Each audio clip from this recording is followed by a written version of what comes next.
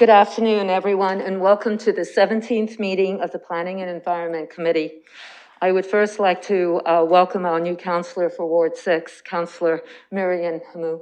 Welcome. The City of London is committed to making every effort to provide alternate formats and communication supports for council, standing, or advisory committee meetings and information upon request. To make a request for any city service, please contact meetings and information upon request.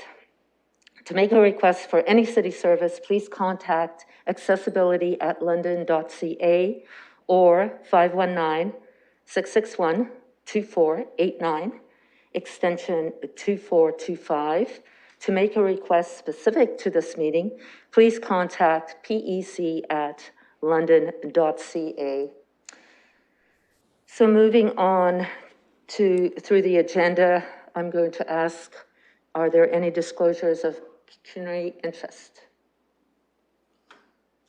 I see none. I am going to move on to the consent items, and I would like to look to the committee if there's any consent items that they would like to pull or make comments on. Councillor Lewis. Thank you, Madam Chair. If we're not seeing anyone pulling anything, I'll move the consent agenda, but I do have multiple items that I'd like to make some comments on. Okay, so we have Councillor Lewis to move and Councillor Lehman as a seconder. And with that, I would like to go to the committee. Councillor Lewis for comments.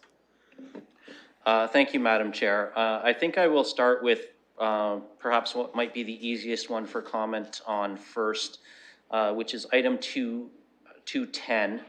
That's the 466 and 468 Queens Ave Heritage Alteration Permit.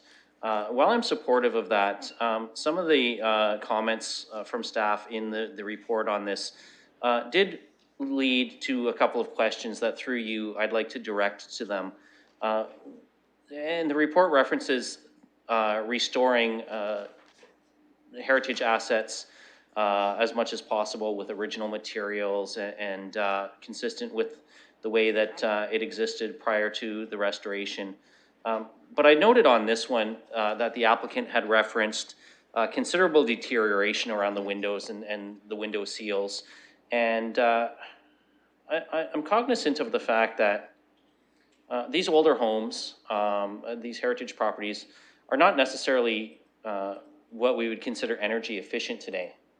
And as much as we often talk about the climate change emergency when it relates to transportation issues, the second biggest contributor to GHGs in the City of London is residential homes.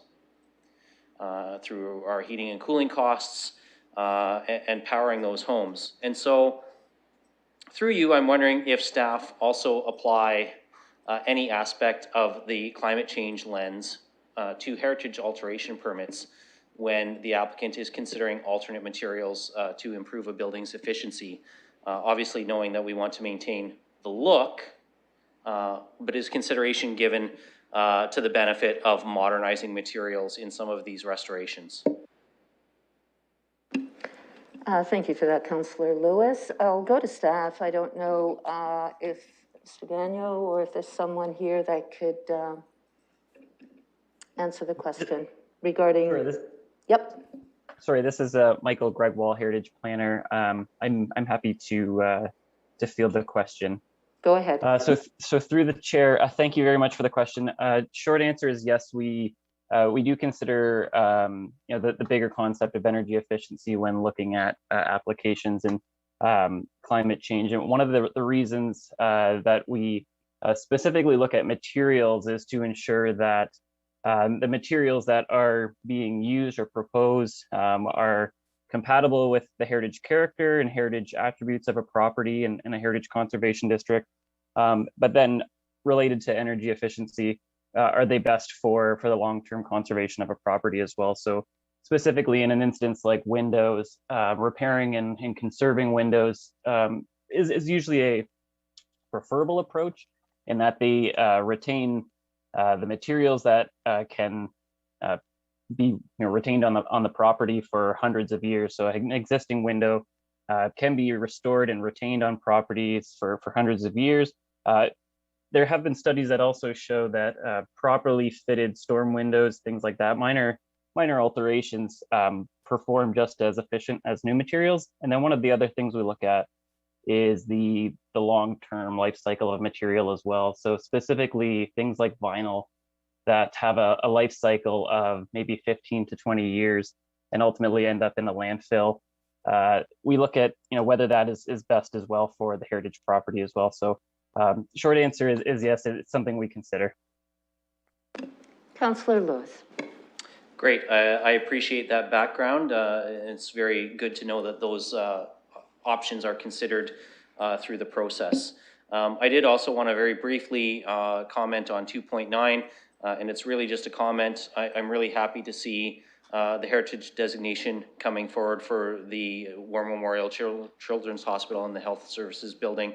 I think that this is a really good news story all the way around, where I hope that at the end of the day, this will have unanimous support. The applicant is supportive, the city's supportive, and I hope the council will support that as well. The final item that I wanted to comment on, Madam Chair, is 2.3, the parking standards review. And I think that this one is really important to comment on, and I think it's very important that we are going out for some public consultation on this. I'm very interested to see how the public feels about perhaps having parking maximums in certain uses. I think that parking minimums in terms of residential uses are still going to have some necessity to us. But I also like the fact that there's a hybrid model in there as well, where we can have a little bit of both.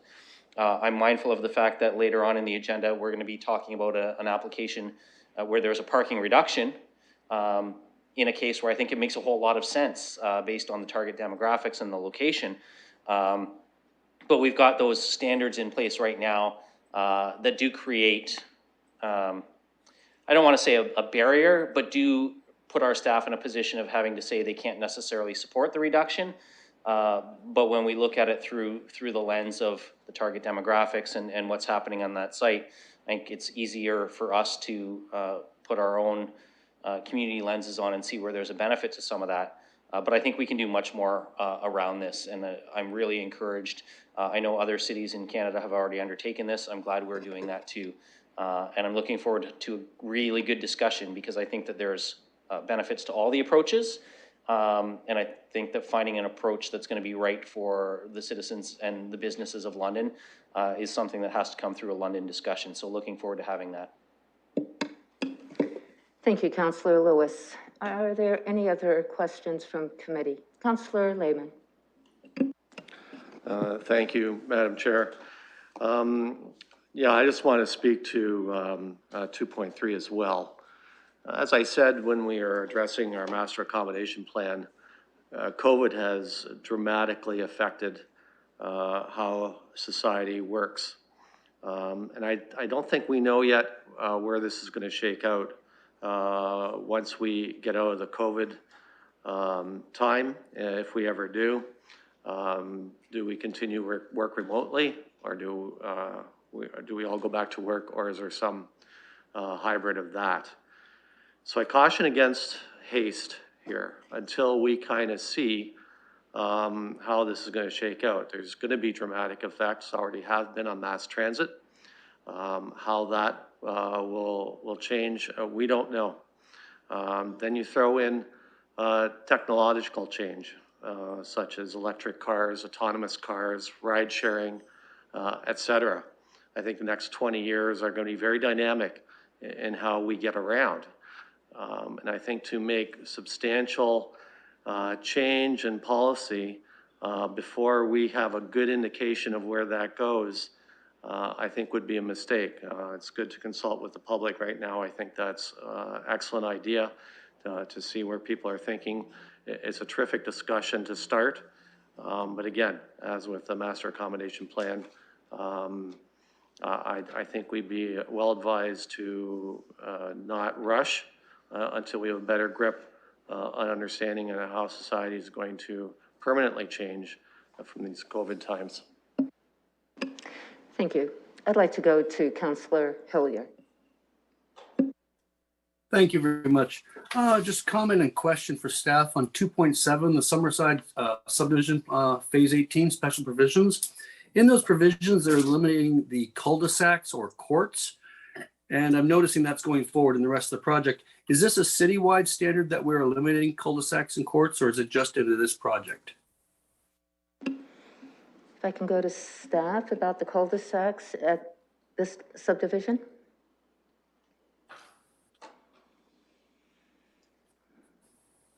Through you, Madam Chair, it's Bruce Page.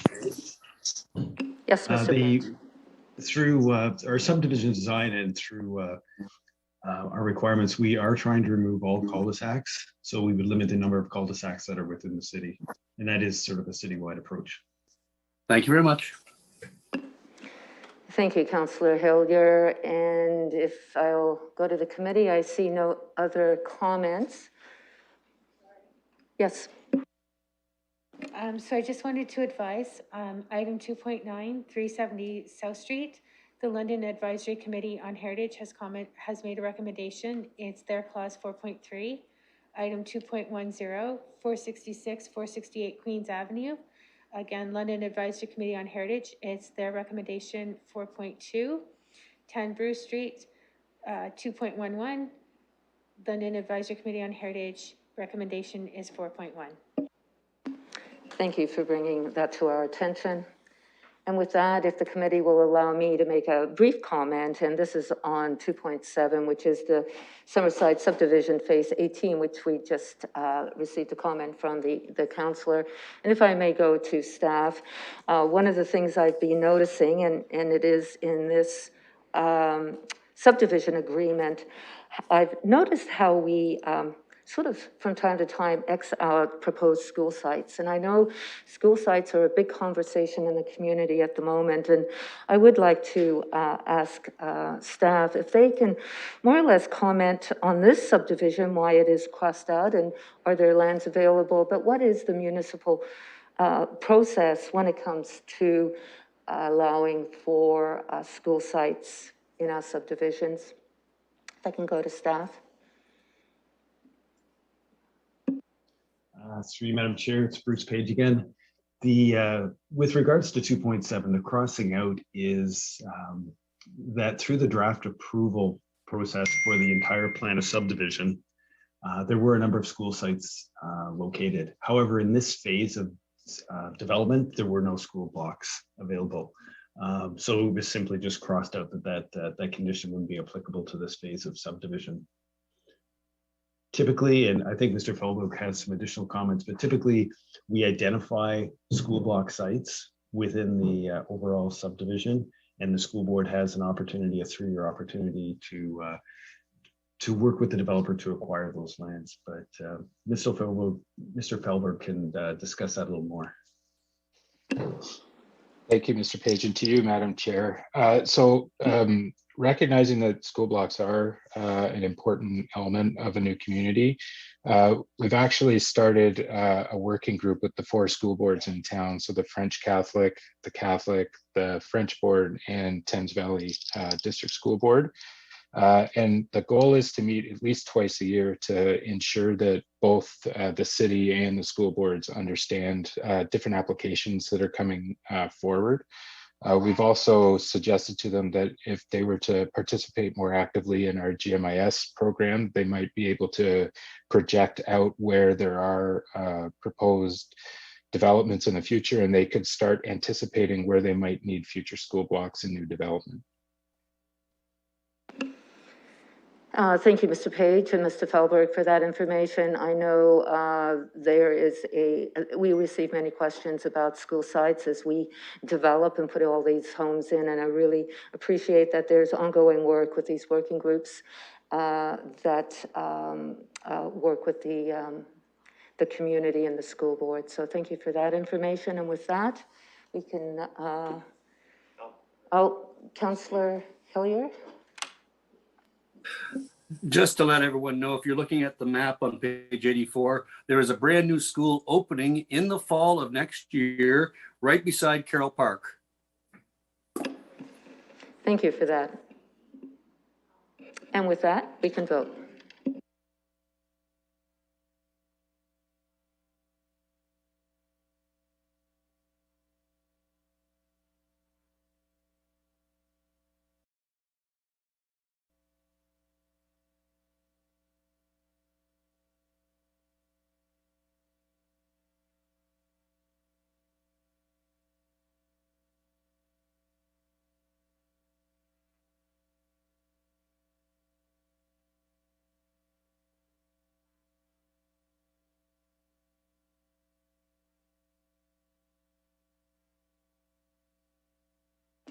Mayor Holder,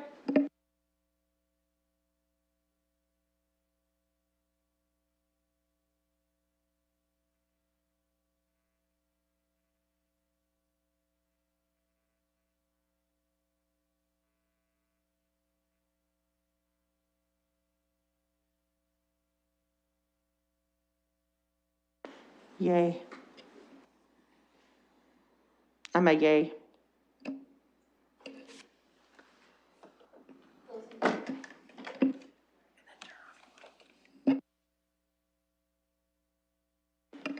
closing the vote, the motion carries 5-0. Thank you, committee members, for your comments. And moving on to our scheduled items, I would like to let the committee know that we have a change in our agenda. On the added agenda 5.1, there is a added delegation from Sandy Levin, Chair of Environmental and Ecological Planning Advisory Committee. We will be moving that up just after 3.3, which is around the 4:30 mark. So I just want to let everyone know about that. So moving on to the next, the scheduled item 3.1, which is a PPM.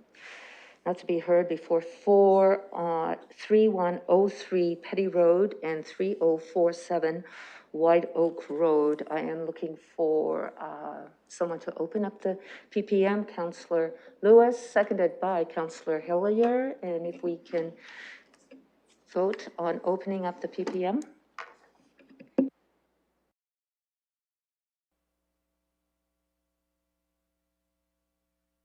Closing the vote, the motion carries 5-0.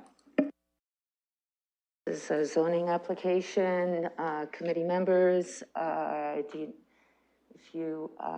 looking for a motion, or, sorry, is there anyone here from the, that would like to speak to this application? Just getting too far ahead of myself, I do apologize. If the applicant is here, if there's anyone that would like to speak to this application, please come forward. Madam Chair, I've just allowed Scott Allen into the meeting, and he's speaking on behalf of the applicant. Thank you. Mr. Allen, you have up to 5 minutes.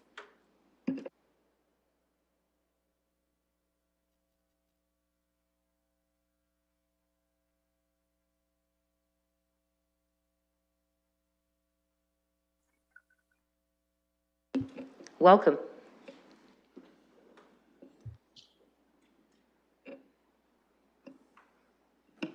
Mr. Allen, can you hear us? It's a council.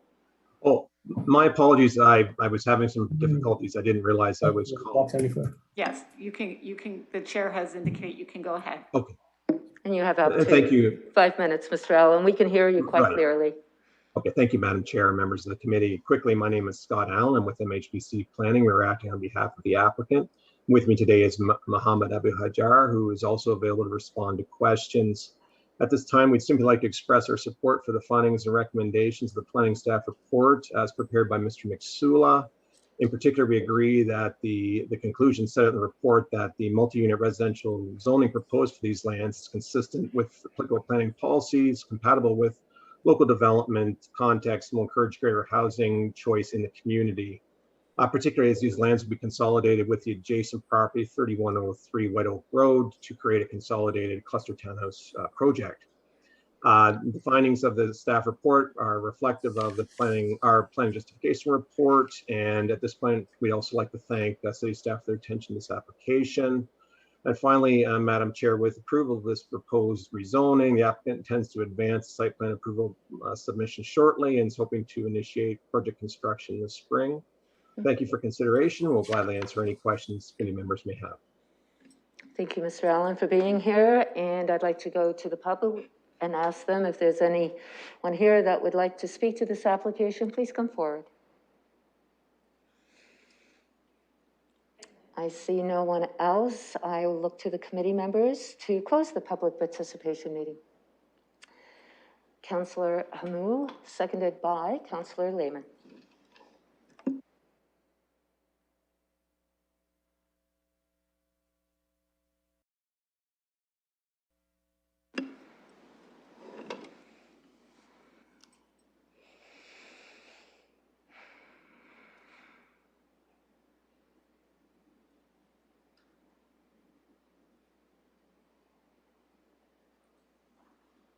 Closing the vote, the motion carries 5-0. With that, I'd like to go to the committee members looking for a motion, comments. Councillor Lewis. Thank you, Madam Chair. I'll move the staff recommendation. And I'm looking for a seconder. Councillor Hamou is seconding that. And if I may, from the chair, committee members, just make a quick, brief comment. I'm pleased to see a number of these townhouses coming forward, high quality as well, and very supportive of this application. And with that, we can vote.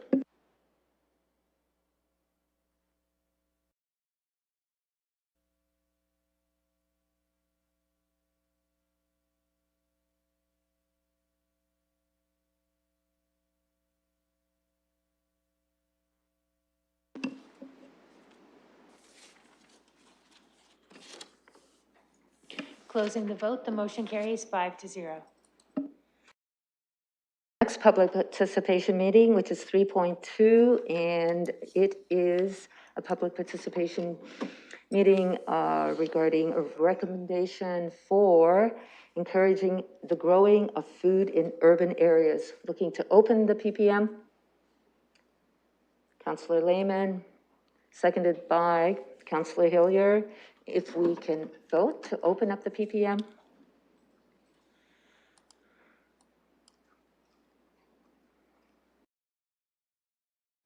Closing the vote, the motion carries 5-0. And with that, I will go to staff. I know there's going to be a presentation, and I will go to Mr. Parker.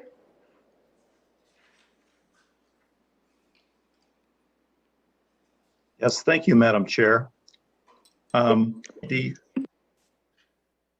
This is a review that was initiated as part of a couple of items on our work program to implement the urban agriculture strategy, and also as a result of a food bank inquiry and request to council in 2020.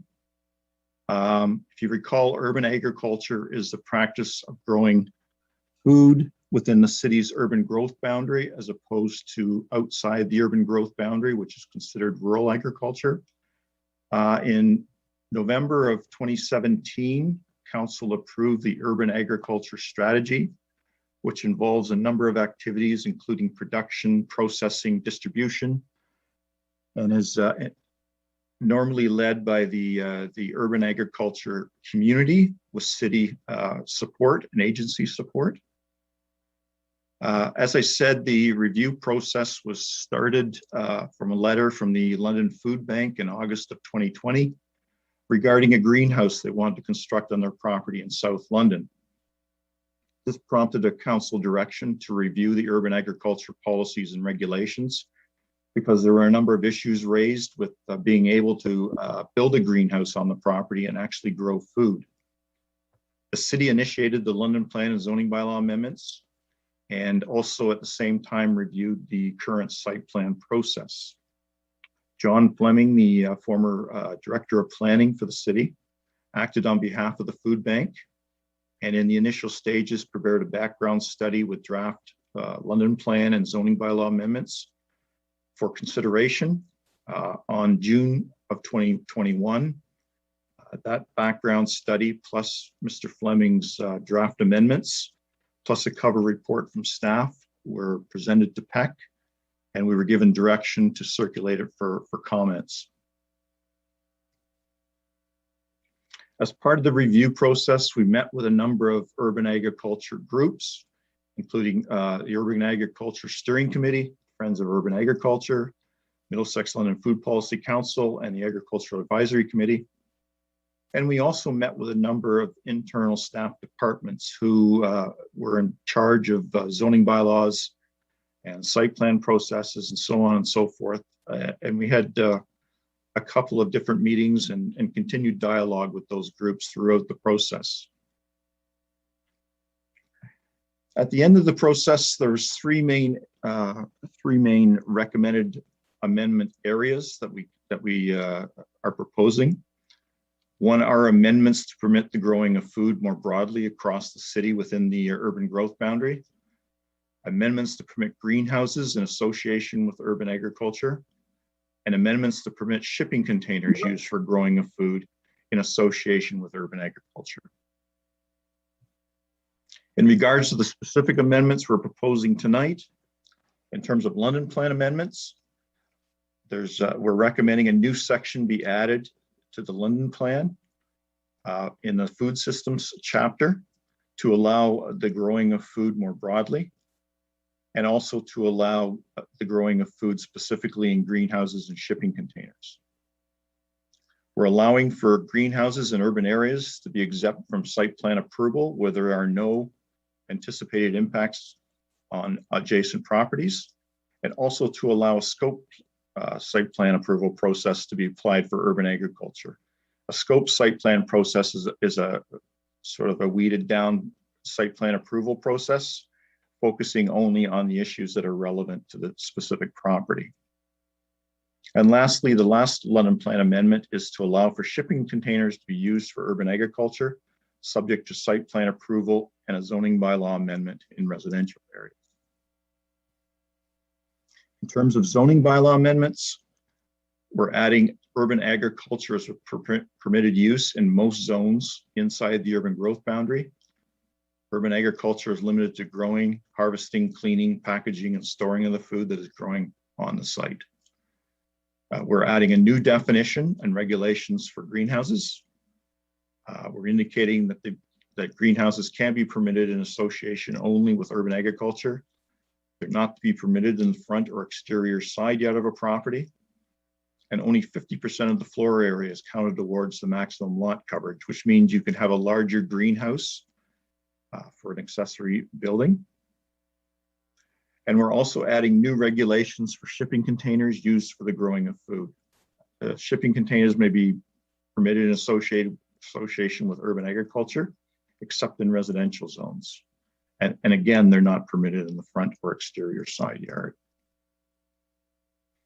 In terms of the recommendation rationale, both the London Plan and zoning bylaw amendments are consistent with provincial policy statement of 2020.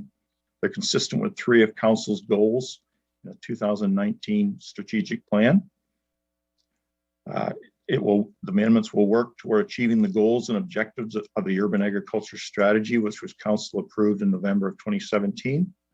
And it also provides more opportunities to allow for the growing of food within the city's urban growth boundary. Thank you. And if there's any questions, I'd be happy to answer them. Thank you, Mr. Parker. I'd like to ask one more time if there's anyone here from the public that would like to speak to this recommendation.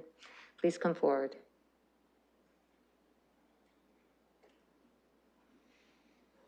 I hear and see none, so I will go to the committee to close the public participation meeting. Councillor Lewis, seconded by Councillor Hillier.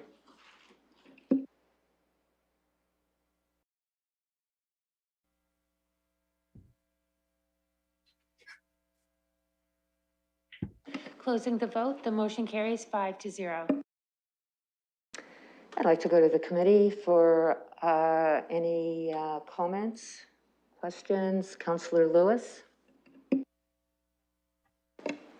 Thank you, Madam Chair. Through you to our staff, Well, I'm generally supportive of what we have here before us today. I'm wondering if we could hear a little more of a technical answer on the rationale in terms of the definition and regulations for greenhouses. Why is the recommendation that only 50% of the floor area counts towards maximum lot coverage? If staff can expand on that, because I do have concerns that we could end up with very large greenhouses if we're only counting half their floor space as lot coverage. Mr. Parker? Yes, through the chair. We looked at ways, this is still all controlled by the total coverage that you're allowed on a lot of accessory buildings. Greenhouses are being treated as accessory buildings. So if you have a garage and you have a shed, it's limited by the number of buildings you have on the property. You're still limited to 10%. And in this particular case, you can go up to 15% with a greenhouse. So there are limits on the amount of coverage that you can have for accessory buildings. We just thought that it was advantageous to allow something a little larger for a greenhouse if somebody chooses not to have a shed or a garage on their property. So there is a little bit of flexibility built in so that you can have larger greenhouses. And so just to follow up on that through you, Madam Chair, and my primary concern is in residential areas where we're likely to see the greatest impact on the neighbors. Could staff just, for the sake of the public and those who may not be aware, indicate what the maximum lot coverage is for a residential property? Staff? Through the chair, this is Justin Adama, Manager of Long Range Planning. So currently in the zoning bylaw, there's a 10% lot coverage cap for accessory buildings, and that's the only regulation where this provision would apply. So essentially, if there are no other accessory buildings, that 10% cap could increase up to 20%. So it would still be limited to a maximum of 20% coverage of the lot. Other regulations vary depending on the zone for overall coverage, but that requirement that applies to accessory buildings is 10%, and by applying a 50% ratio of the greenhouse, it could theoretically increase up to 20% if there's no other accessory buildings. Thank you for that, Mr. Adama, and I think that goes a long way to assuring the couple of comments that I heard from the community about how big these things could get when we were only counting half, to know that it's still only 20% total for the accessory structure, even if it's purely a greenhouse. I think that goes a long way to answering those concerns, so I appreciate that. Thank you, Councillor Lewis. I would like to go to Councillor Hamou.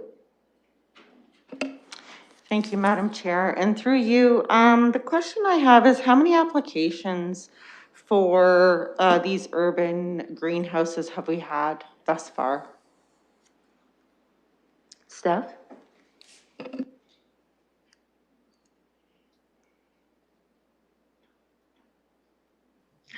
Through the chair, I'm not sure we've had any applications for greenhouses.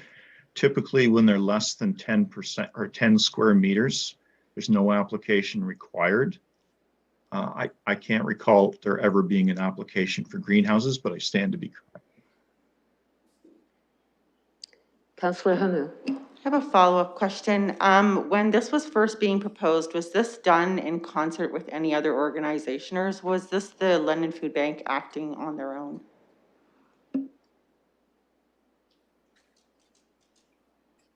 Through the chair, this is Justin Adama again. So this review was really initiated as a result of the urban agriculture strategy, which was an effort that was undertaken and finished in 2017 that looked very broadly at agriculture and growing food within the urban area and implemented some objectives and actions in order to support those types of activities.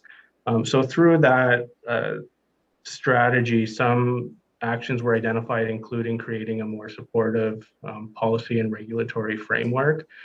So we had that initiative already in place. It was through the application that was submitted by the food bank that it just sort of pushed this to the forefront and elevated it in terms of priority and got this review going maybe a little sooner than it would have otherwise, but it was already on the books as a project in order to be undertaken as a result of that urban agriculture strategy. Okay, thank you. Thank you, Councillor Hamou. Are there any other questions from the committee? Councillor Lehman.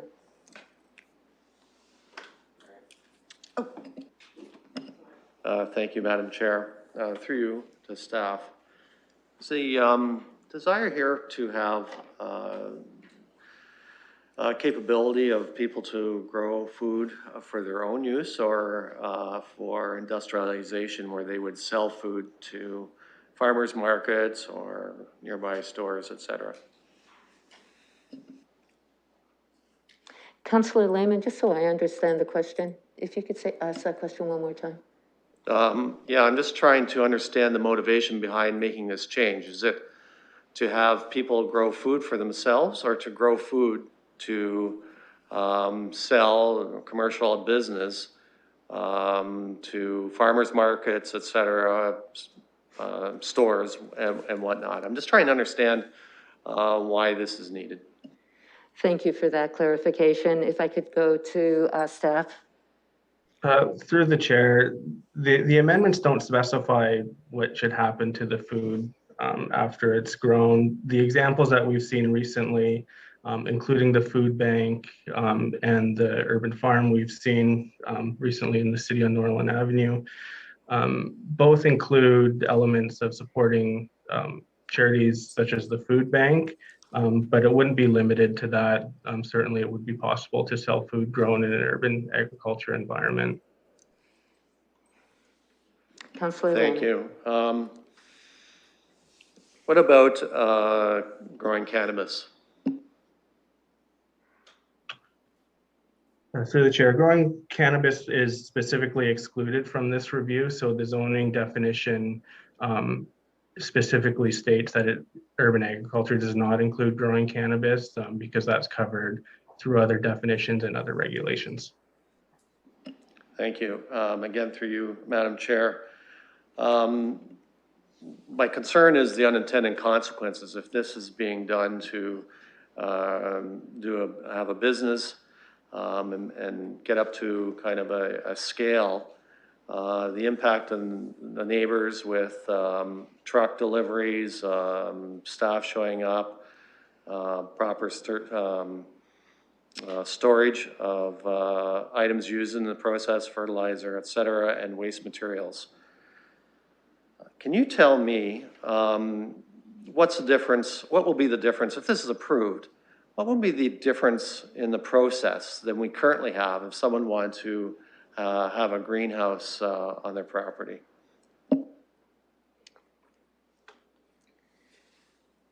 The difference in the process, I understand, Councillor Lehman? Correct. So I'll maybe clarify.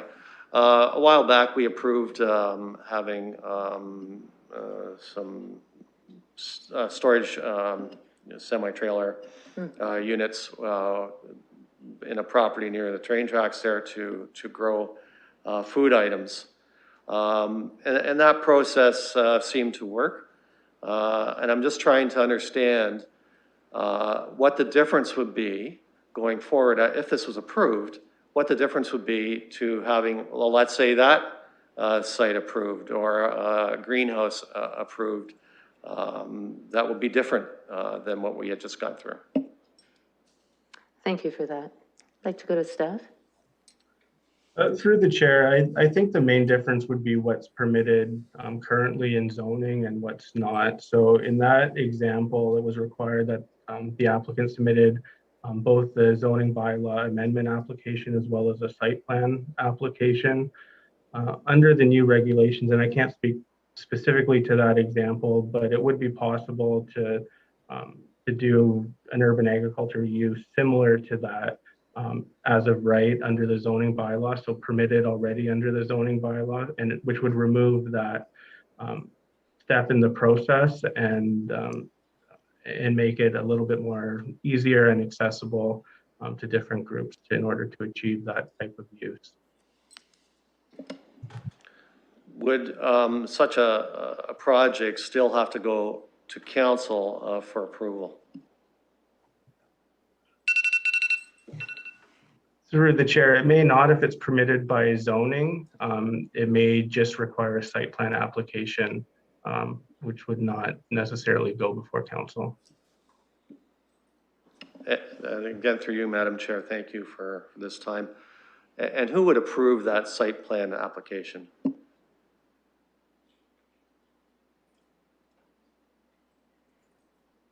The site plan approval authority for the city, which is a staff delegation, unless specifically requiring public site plan approval. Thank you, Madam Chair. Thank you, Councillor Lehman.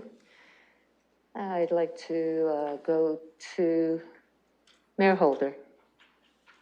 Thanks very much, Chair. I'm comfortable supporting staff recommendation. I appreciate the work that's been done on this. My primary interest is more around food bank and other organizations that do use this for community supports in terms of food growing. But we also know that this is tended to be for residential use. But I think the limits on this makes me so. I'm prepared when it comes to vote to go ahead with this, and appreciate staff's efforts in that regard. Thanks. Thank you, Mayor. And I see Councillor Van Holst has his hand up. Go ahead. Thank you, Madam Chair. So I'll also extend my gratitude to staff for moving forward with the urban agriculture plan. I think we've got some very interesting developments there. Greenhouse it's a very significant one. The shipping containers is more of a new idea, but that's also great here. I know there's been people in the past looking to create a greenhouse because they wanted to grow seedlings for nut-bearing trees. And that became problematic because of our zoning bylaws. So I think this is making a lot of great things possible that will lead to a larger sense of food security in the city. And I think that this point in this early millennium, we see the kinds of things that can go wrong, pandemics and supply chain problems. The just out west with our with the transportation routes being cut off, it's very possible that food will become a challenge for people to get, and so having these kinds of food security measures in place is, I think, a very good thing. And it also creates a greater sense of food independence for any particular community. So I think we can be leaders in that way. In as much as, London is leaders in many, many ways. I think it's great that we're pushing this forward because other communities will look to this and they'll see what we've done and be able to do the same based on our successes. I did note that in the recent approval that was given about the shipping containers, there was a question about stacking them. And so I might go through you to our staff to see if there's a provision for that here, although we know that they can't be in the front yard or in the exposed side yard. They should be in the back. However, if they're stacked, that makes them more visible. Is there some provision in there or some discussion about that in here, or would that be a site plan thing? If I can go to staff. Through the chair, there is height limits in the existing zoning bylaw that would prevent the stacking of shipping containers one on top of the other.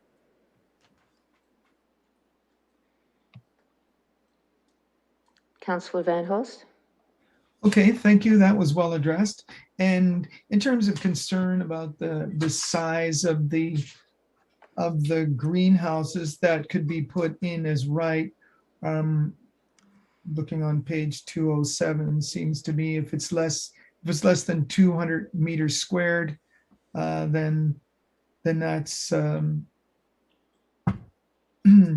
then that would be exempt from site plan approval, and things over that would there would have to be some type of site plan. Is that correct?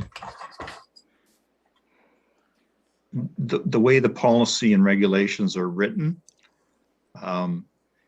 it's up to a site plan as to whether a scoped process is appropriate or not, even under 200 square meters.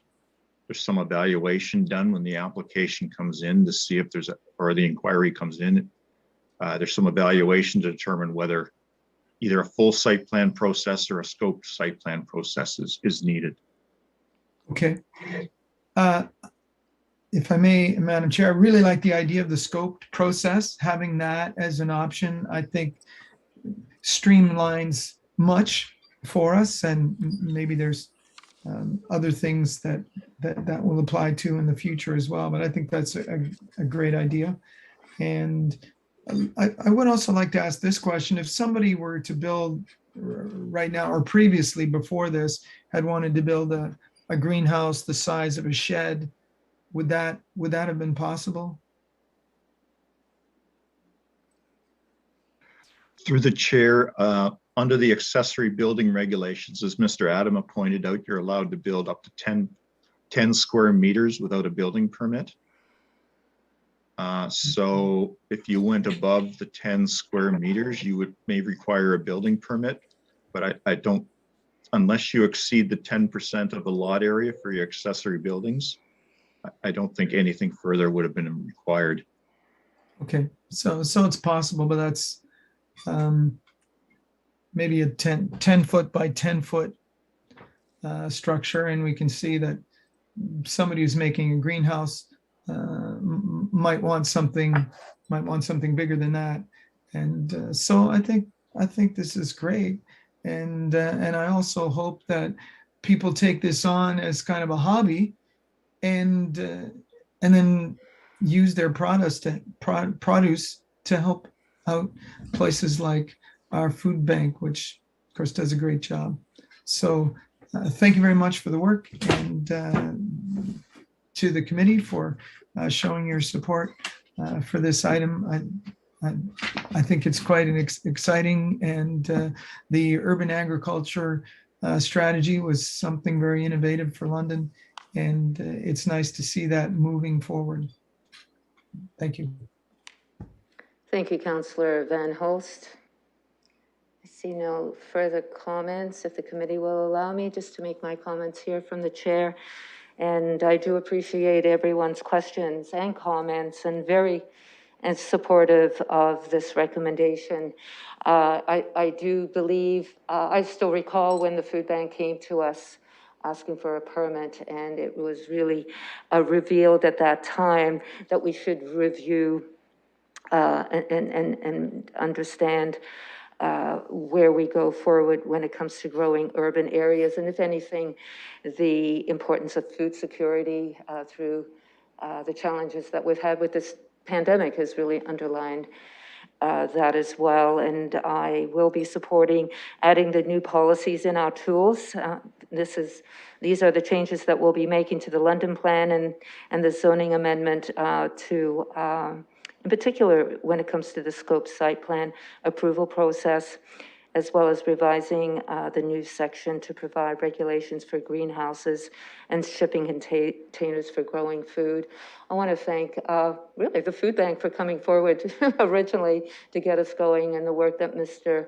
John Fleming has done on their behalf, as well as planning staff and other divisions and departments within the city that needed to get this work done. And as you can see, the recommendation is before us.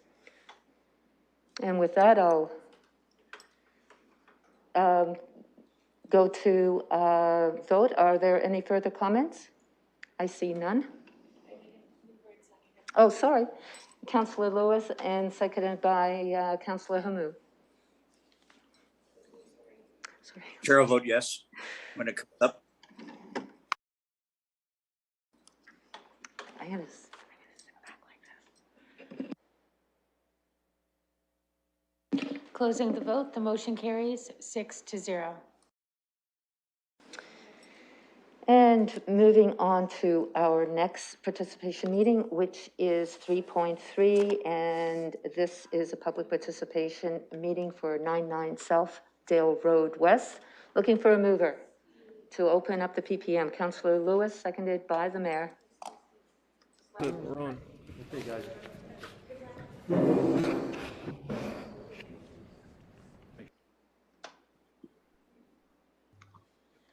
And we'll just wait a moment as we start to open it up. I'll vote yes, Chair. If there was a vote there, I didn't see it.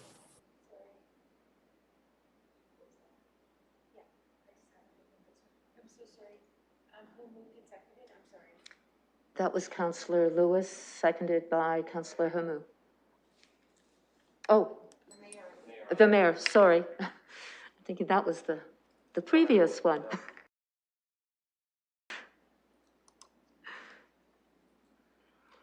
Closing the vote, the motion carries 6-0. And with that, I understand we have a staff presentation. Yes, we do. Thank you, Madam Chair. The subject site is located at 99 Southdale Road West. Location is on the south side of Southdale Road West, west of Notre Dame Drive and east of Warncliffe Road South. Southwest Road, Southdale Road is an arterial road and is classified as a civic boulevard in the London Plan. The site is approximately 7.6 hectares in size with approximate frontage of 315 meters along Southdale Road and is currently undeveloped. Looking at slide 3, you'll notice that there's an existing wooded area that covers a portion of the subject lands, with the remainder being an open field. Through a board hearing years ago, the wooded area was deemed non-significant. So just wanted to point that out. Going on to slide 4, you'll notice some photos of the surrounding uses in the area. We have directly to the west, we have the Hellenic Center. Further to the west, we have lands that are designated residential. And some have been developed as townhomes. To the north, there's a mix of medium density and low density residential that's been developed. To the east and south, we have the auto-oriented commercial corridor with a lot of auto sales and service establishments. So the proposal today being brought forward is a request to amend the zoning bylaw to change the zoning from an urban reserve and environmental review to a residential R9 special provision and open space zoning. They have requested some special provisions to establish the minimum front yard setback of 6 along Southdale, minimum rear yard of 6, east interior side yard of 12, and a west interior side yard of 6.5, with a maximum height of 29.5.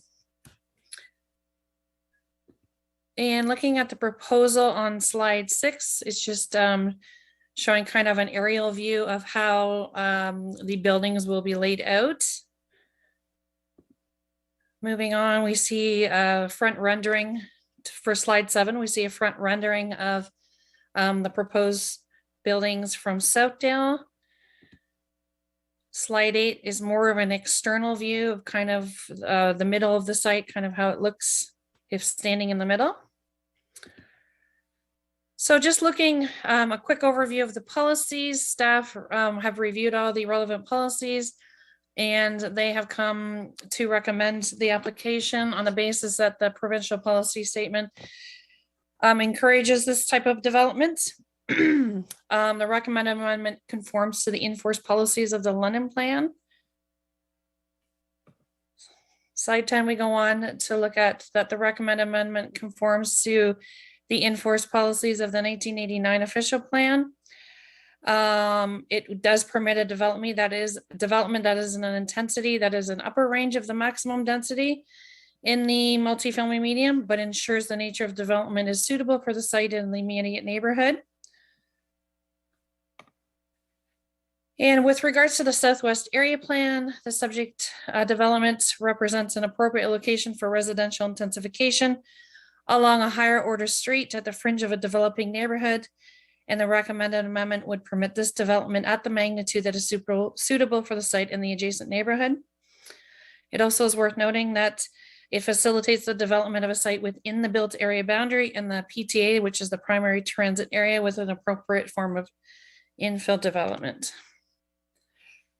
So looking at staff's recommendation, the purpose and the effect of the recommended zoning amendment is to permit the development of the subject lands for this for the 2 4-story apartment buildings, the 2 8-story apartment buildings, and the 2 9-story apartment buildings, with a total of 724 residential units. There have been, I should note, there have been quite a significant amount of neighborhood concerns with regards to traffic, density, the woodlot, and they have all been listed in the report, and they were addressed through the report. I'll be happy to take any questions. Thank you. Thank you, Ms. Riley. I will go to committee for technical questions only. Councillor Hillier. Thank you. I visited the site recently, and my biggest concern is actually of building 4. If you're on slide 6 of the staff proposal, is building 4. Now, if you're familiar with Greek, the Holy Trinity Church, they have a magnificent window. It's got to be 2.5 stories tall. And my thoughts are, I'm looking at building 4 and I'm visualizing this very large building looking down to this window during services. And I'm wondering if there's some way we can redistribute the floors and have buildings 2 and 3 be the tallest buildings with the smaller buildings sloping off. Has that been looked at by staff? Ms. Riley? Through you, Madam Chair, Mike Corby here. So through discussions with the Hellenic Center, we have had discussions about redistributing the height. The zoning recommended by staff does not lock in the height of these buildings. So it could be redistributed in the future, putting more stories along Southdale or to the east along the woodlot. So there is opportunity with the recommended zoning to do that. If you would like to get more specific, we could reduce the height permissions in proximity to the Hellenic Center. Thank you.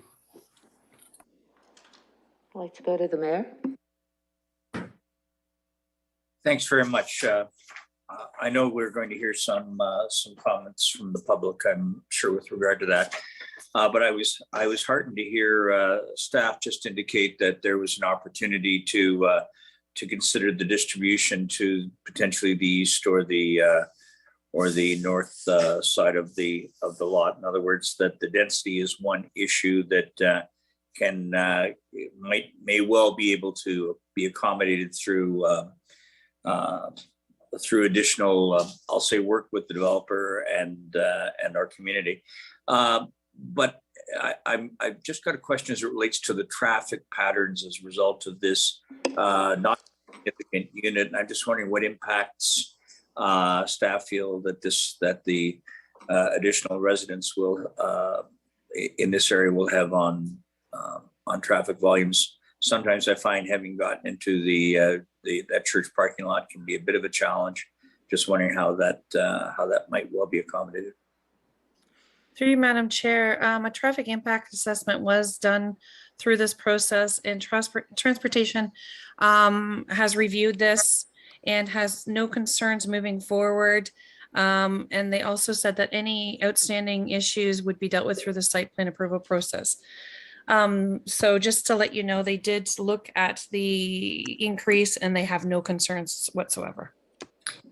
So, Chair, through you, what would the process need to be then to be able to do a rebalancing then of the buildings such that we would consider the community's concerns and also respect the developer's plan to be able to shift the emphasis away from the church and over to, I'll say, the woodlot area that is there. What's that process have to look like? If I can ask that through you, Chair, to staff.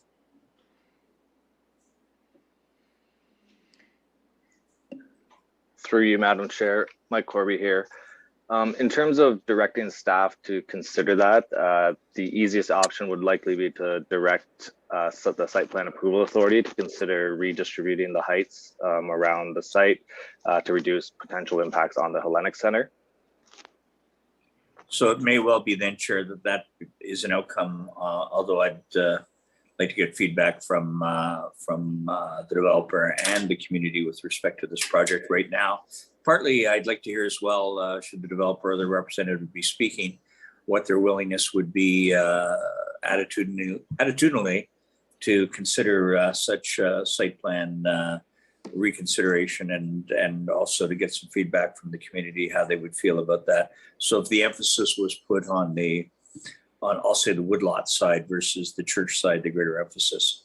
I think that's where Councillor Hillier was going, and that I would be interested in supporting, but I'd like to, again, get that feedback from all parties. Thanks. Thank you, Mr. Mayor. We are just on technical questions at the moment with staff. Maybe as we go through the process, we'll eventually get there. I'd like to go to the applicant now. The applicant is here.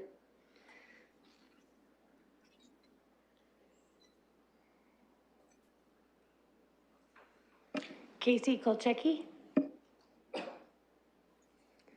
Mr. Kolchecki, can you hear us?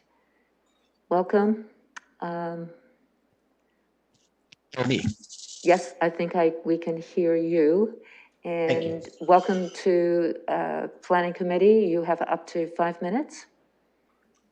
Thank you, Madam Chair, members of Planning Committee. My name is Casey Kolchicki. I'm a senior planner with Selinka Preama Limited, and I am representing the developer on the project at 99 Southdale Road West. We have reviewed the staff report and we are in agreement with its recommendation to approve the zoning bylaw as presented tonight. Just to kind of give a brief overview, we've been working with staff on this project for quite some time. It was initiated in 2013 at the first consultation meeting with staff, and we've been working with staff over those years kind of to address and resolve matters relating to tree retention, site layout, parkland dedication, traffic studies, and various other planning matters ahead of formally submitting the application. After considerable back and forth with staff and studies, we submitted our application in the fall of 2019, and the formal notice of application went out February 7th of 2020, with the public notice sign being posted shortly thereafter. This application has been on the public record and for approximately 2 years, and we're well beyond the statutory timelines put forth by the Planning Act for this. So we're very excited to be here tonight with the recommendation for approval to take this project to the next stage, being the site plan approval process. We are aware that the adjacent landowner, the Holy Trinity Greek Orthodox community, has filed some correspondence requesting a 4-month deferral of this application to March 2022 in order for them to have a new council installed and bring them up to speed on the proposal. Given the amount of time this application has been in the public record and on public notice, the extensive efforts of the applicant and city to address other comments received during the review process, we do not support the request for further delays to this application. In their letter, the Holy Trinity community suggests that views to their church building are to be protected. That's not correct. There is no policy in the Southwest Area Secondary Plan that states that. And the East Bostwick Area Plan only suggests that visual amenity of the church could be maintained through site design, but is not explicitly protected or preserved.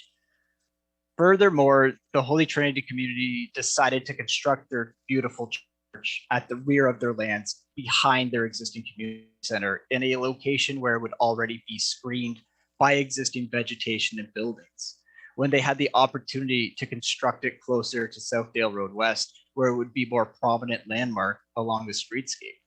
The Holy Trinity community then constructed a large front addition to their community center, giving it prominence and further screening views from the church from the Southdale Road Notre Dame entry to their site. It is unfair and unreasonable asking to have the onus for the preservation of views placed on adjacent landowners when they themselves have detrimentally impacted the views of their own church. At this point, we're in agreement with staff's recommendation for the approval of the zoning bylaw as presented. While we are open to having additional discussions regarding height distribution through the site plan approval process, we would just like to have this application be moved forward to that stage. Thank you. Thank you. I'd like to now go to the public. If there's anyone here that would like to speak to this recommendation, I'll ask them to come forward or speak on the phone. Madam Chair, members of the Planning Committee. Just one moment, please. Sure.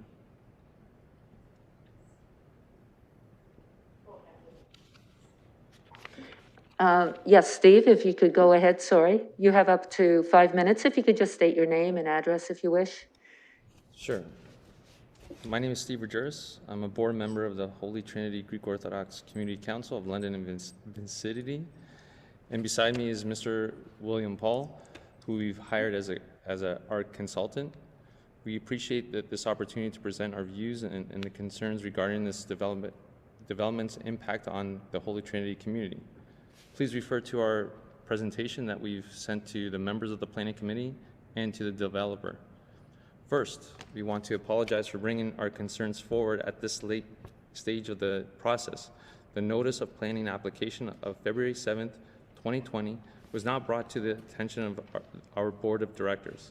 We became aware of the significance of the development upon receipt of the revised notice of application, requesting comments by October 28, 2021. Since that time, our board has been heavily engaged in understanding the proposal and communicating with the cities and the developers, planners, and with our ward councillor. To make this decision that has such a significant impact to our Holy Trinity community, we require our membership's consent.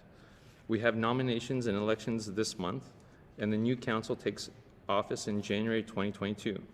We need January to evaluate the development proposal and work with the developer to articulate our concerns and to find a resolution that we can take to our membership. Our community was founded in London in 1936, 85 years ago.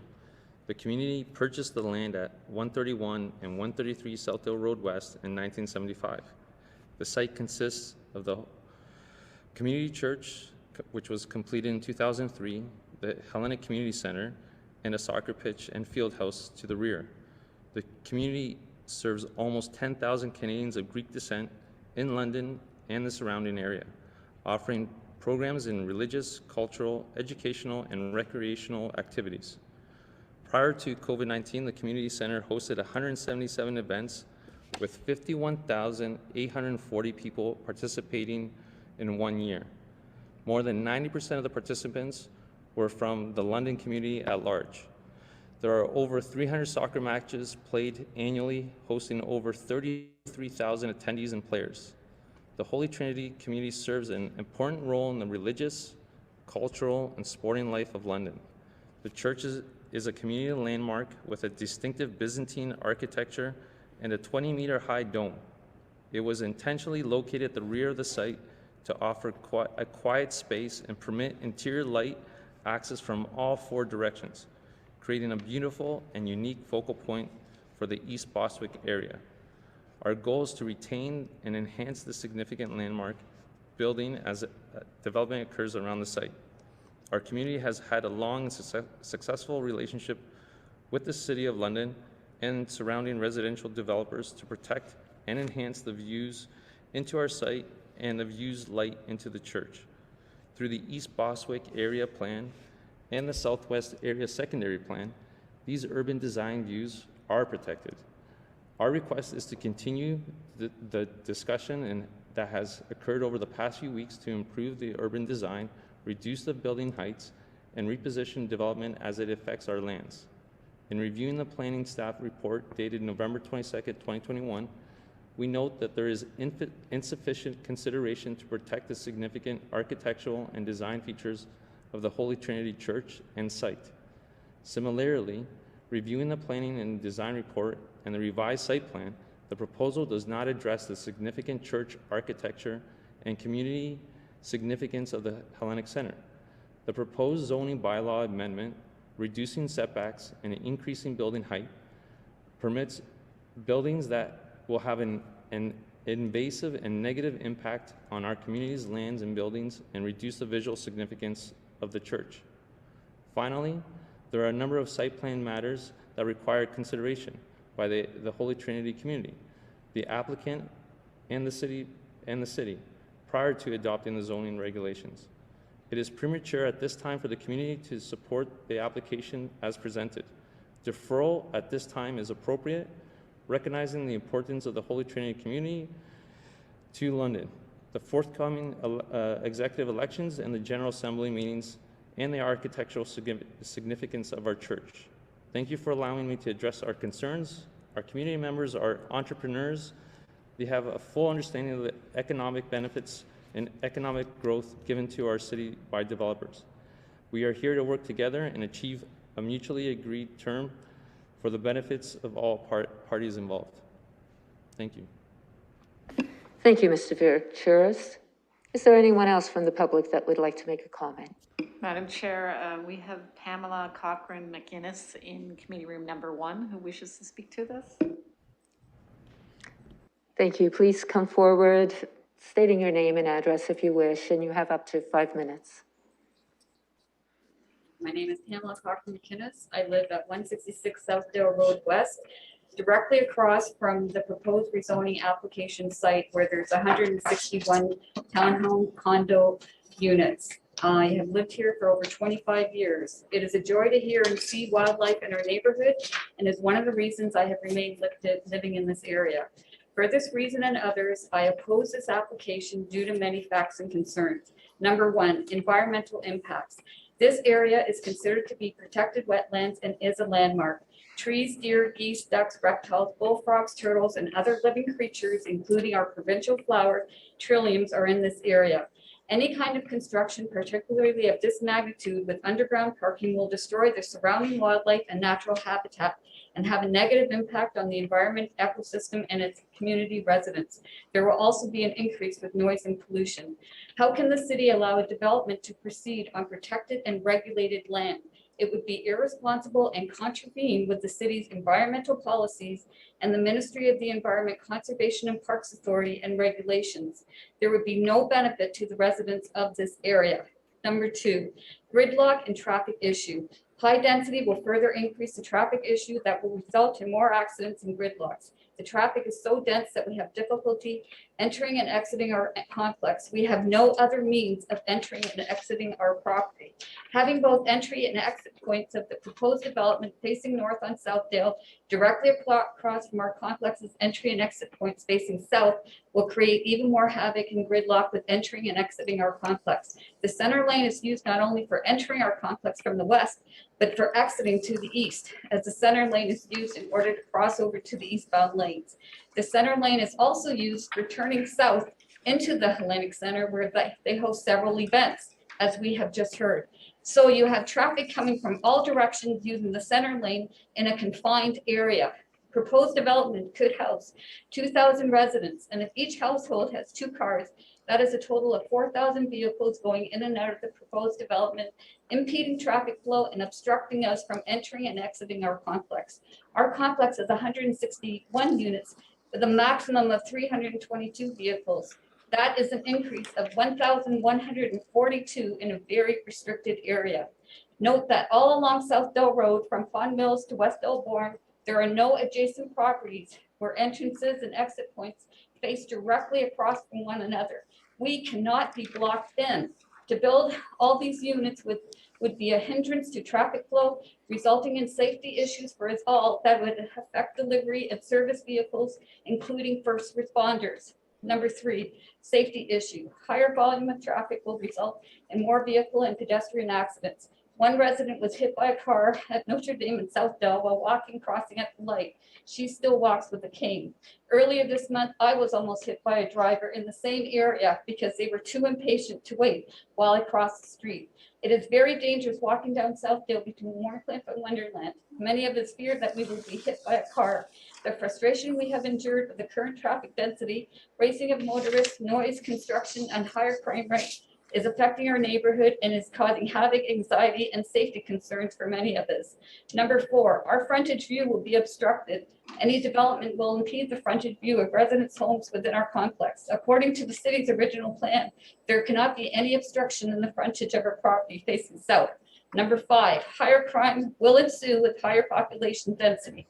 Since the development of houses near Singleton Avenue, there has been more crime in the area. When you build high-density apartment buildings, the crime rate will increase. The City of London needs to protect our precious land and citizens at every cost. It is not always about making money, profit, and appeasing developers. It is about planning wisely and consciously. Many of us have lived in this area for over 20 years, some over 40. The landscape has changed and not favorably. The construction and development has been ongoing for years, and enough is enough. The city has a responsibility to protect designated protected lands and to safeguard the existing residents of this area. It can do so by vetoing this planning application. I do not stand alone. To date, there have been over 75 residents who have signed a petition to stop the rezoning and development at 99 Southdale Road West. Thank you. Thank you.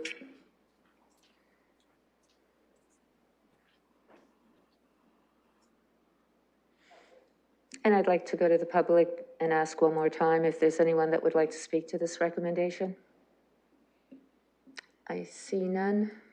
And with that, I'd like to go to the committee to close the public participation meeting. Councillor Lehman and Councillor Lewis is seconding. I'll vote yes, Chair.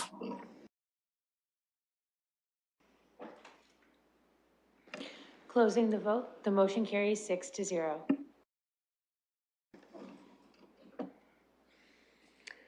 So with that, I'd like to go to committee members. I know there were a few comments made around the traffic, the concerns in the community, and opportunities to move the buildings around through the site plan process. So I think staff have already addressed those, and I'd like to go to Councillor Lewis first.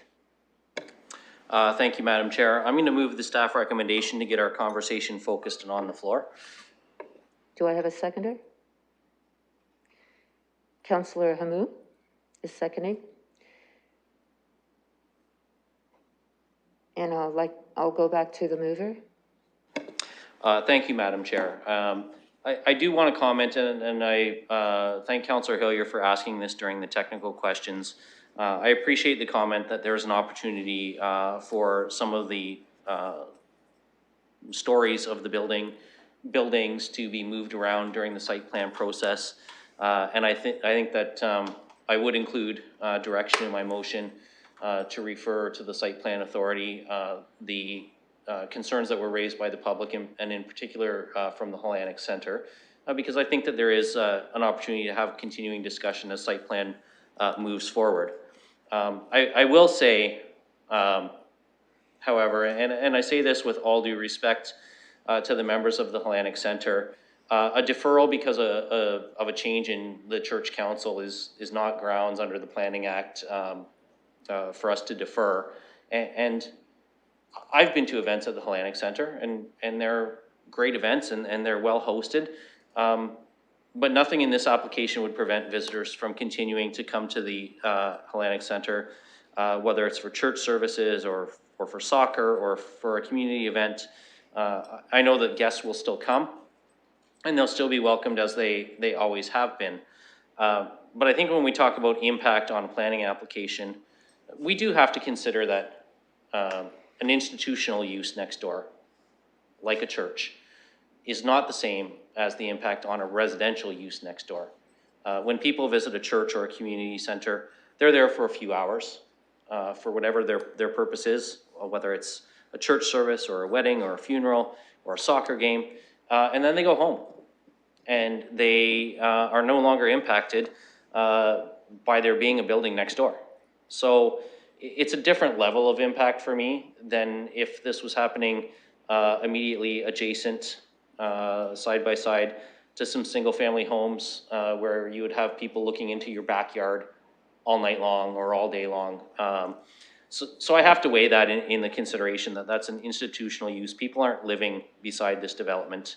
I do, however, hope that as the site plan moves forward, the applicant and their agent will consider what was heard, because I do think that there are opportunities to rearrange which buildings are 9 stories or 8 stories or 4 stories in a way that could reduce the impact a little bit and address some of the concerns from the Hellenic Center. So that's the reason I'm moving this. And I don't know if we need it being noted or if the clerks have captured that we'll direct the site planning authority to consider the concerns raised by the Hellenic Center, but I would like that included in the motion. I wonder if I can go to staff to see if we can put in it being noted clause to receive the comments that we've heard tonight and to forward them on to the site plan process.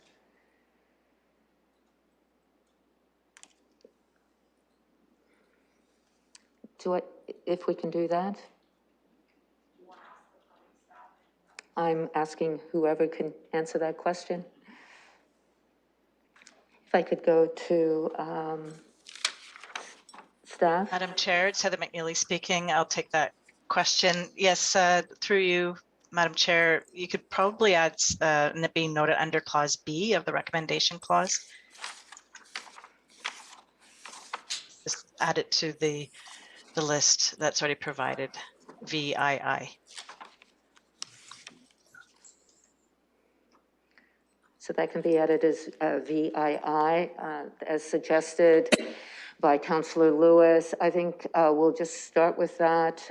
He is the mover of the motion. So with that, I do have a number of other comments still to be made from Mayor Holder. If I can go to you, and then I'll go to Councillor Hillier, and I noticed Councillor Van Meerbergen is here as well, if I can go in that order. Mayor Holder. Thank you, Chair. I would have struggled with this being moved because until I think Councillor Lewis rightly talked about the site plan referral, which I think makes this more acceptable. I won't lie, I was somewhat surprised by the applicant's pretty firm position, not looking to be flexible. Not sure because that there was a thought that this would that the staff recommendation would necessarily carry the day. I just surprised by what felt like an arbitrary position when in fact you heard flexibility from the staff at the front end that they said, look, density works, but we're prepared to work with the community and the applicant to shift. I didn't hear that from the applicant, but I'm optimistic because of the regard I have for the applicant as well. Having said that, I would also agree with Councillor Lewis that a change of council from an election standpoint for a community group wouldn't be a basis for a delay, but I am concerned about what we heard that, and I find this somewhat difficult to understand how notice would not have been given. So there's a couple of challenges both ways with this. But Chair, I absolutely fundamentally hope that the applicant will work thoughtfully with the community, not just the Trinity Holy Church, but also neighbors across the way. Just because I think this communication piece is so important. But with the referral, I'm prepared to support the referral to a site plan discussion before I would consider giving ultimate approval to it, but I will support Councillor Lewis's addition to this. Thanks. I'd like to go to Councillor Hillier. Thank you. Yes, the mayor got me on the council of the church. I agree. Changing that over doesn't make a difference in our decision-making process. I was moving towards the other way, but I am going to support now Councillor Lewis. Now we have the floors being discussed at the site plan. I feel that should cover the problem, and this has been discussed for a very long time now. Thank you. I'd like to go to Councillor Van Meerbergen.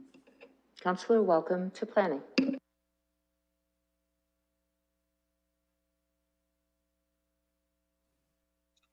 Well, thank you, Madam Chair. It's always a pleasure to show up at planning. It's unfortunate that has to be done through Zoom because you're well known for handing out Timbits and so on. So sorry, I have to miss that. I do want to say I've had the pleasure and privilege of meeting with both representative of the applicant and representatives of the Holy Trinity Greek Orthodox community. And I have to say there is quite a level of goodwill on both sides. I don't think they're that far apart in terms of what they're looking for. Certainly from the Holy Trinity perspective, it's clear to me that they really want to protect their congregation and their members from any kind of interference on any level with their religious and spiritual practices. And I feel in a very profound way from their perspective that having a 9-story building within just a few feet, relative few feet from their boundary line on the eastern side, as mentioned by Councillor Hillier, the beautiful 22-foot clear window, to have balconies on 9 levels with perhaps people on their balconies barbecuing who knows what during these religious services and practices, it is of concern. And you can see why this would raise the consternation from that community. But I think there is the opportunity to find common ground. It's been discussed earlier in this meeting, and indeed earlier at our direct meetings that we had at the community, that the redistribution of these floors, while maintaining the overall number of units, may very well be exactly what is necessary here to reach that common ground. So I think the chance to achieve this is really in everybody's interests. And so what I'd like to know now, I didn't quite catch Councillor Lewis's part, I guess it's small Roman numeral 7. If I could have that read as to exactly what will be stated, what is stated in that. If I can go to staff. So it will read, consider the comments made by the Holy Trinity Greek Orthodox community of London and vicinity.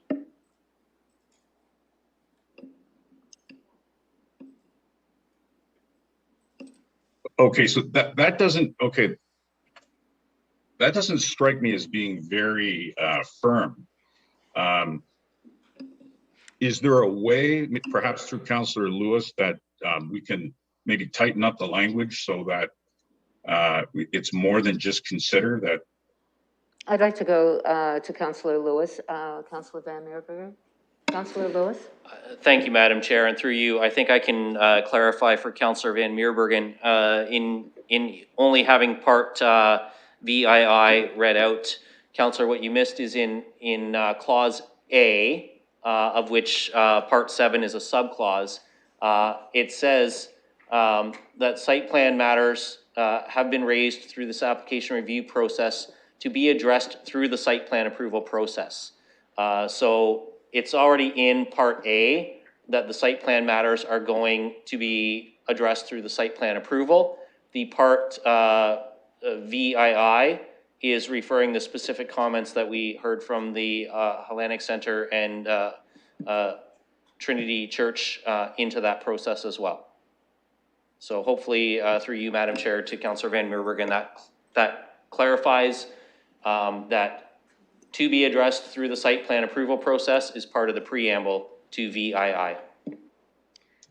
Councillor Van Meerbergen, it is addressed throughout the whole comments in B, in the recommendation. Okay. I appreciate the more wholesome reading of what is here. I just want to also add that, you know, this really is a jewel of the City of London, this particular church and community. The architecture alone is so unique, indeed, throughout all of Western Ontario. So if there's a way that we can achieve something that is lower right next to this beautiful building, then that's indeed a plus for all of London, because it's something we all share. Additionally, perhaps just to close, I do want to move back to the traffic scenario, because there is a number of, I know we've talked about it, but there is obviously a number of vehicles that will be added into the Southdale system right there. I thought I heard that there will be an additional traffic light. Could we get staff to comment on that?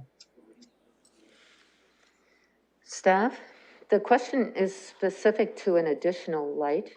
Is that right, Councillor Van Meerbergen? Yeah, I thought I saw there was a proposal for an additional traffic light outside of one of the entrances to this new project. Through you, Madam Chair. There is no proposal for a new signal. This was brought to Transportation's through the process, and I've actually spoken with them and confirmed this. And they also indicated that that could be something to be discussed. However, all of this again will be discussed through the site plan approval process in a larger context, if that makes sense. Councillor Van Meerbergen. Okay, so from the point of view of staff, a signalized intersection with the new development is not off the table. I understand from staff's response that there will be opportunities to address the traffic flow in this area. Right, but Madam Chair, if I could just have staff just basically confirm that a lighted or a traffic signal at one of the entrances is not necessarily off the table.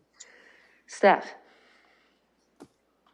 Through you, Madam Chair, this was there was a neighborhood concern about a signal.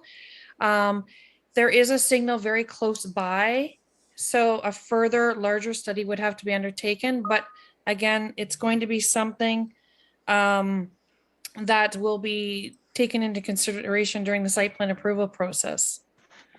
But it would have to have be assessed. Like it would have to be warranted to be assessed. Okay, no, I understand that. I'm wondering if it might be possible to give direction or some type of indication that be looked at as part of the site plan approval process. I don't know if anybody of committee would. Councillor Van Meerbergen, just to help you out, I'm understanding from staff that there are studies that would be needed to undertake that, and it will be addressed through the site plan process. Madam Chair, if I may, it's Heather McNeely speaking.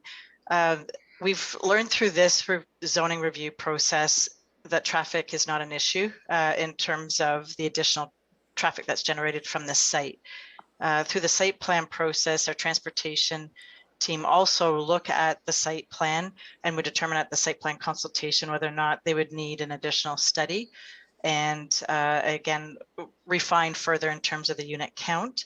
However, an additional traffic light at this intersection, there's several along Southdale Road, so it would have to be looked at between both between Wharncliffe and Wonderland as a whole. As you can appreciate, there's many traffic signalized intersections along this, and it would impede the traffic flow. So they would be looking at it more as a system approach rather than at a site-specific location. Right. Okay. Well, thank you very much for that. Okay. Well, thank you, Madam Chair. Thank you, Councillor Van Meerbergen, for joining us. And I'd like to go to other committee members for comments. Councillor Lehman. Thank you, Madam Chair.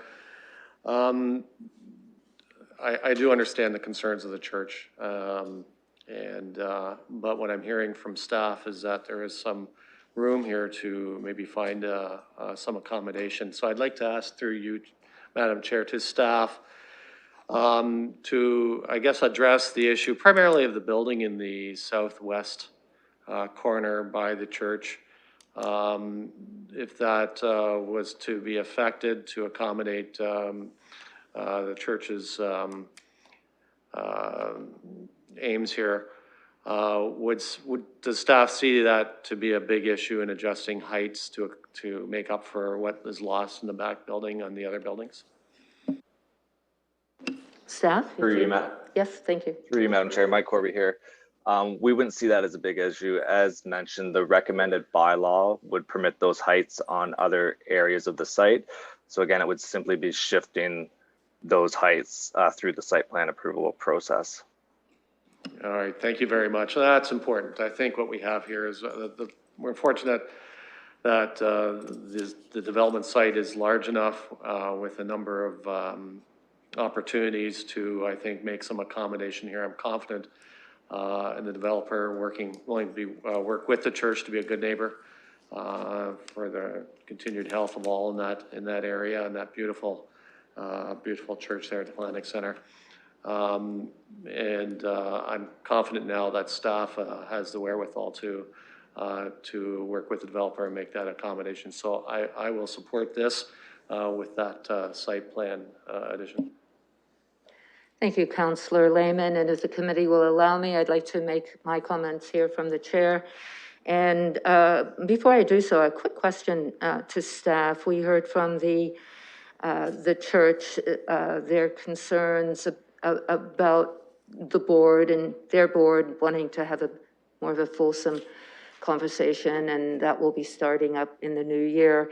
I'd like to ask a quick question about the site plan timelines, not that I'm wanting any commitment about timelines, but generally speaking, when we go through a site plan process, it is a process. There is time for that process to take place. If I can ask that question to staff.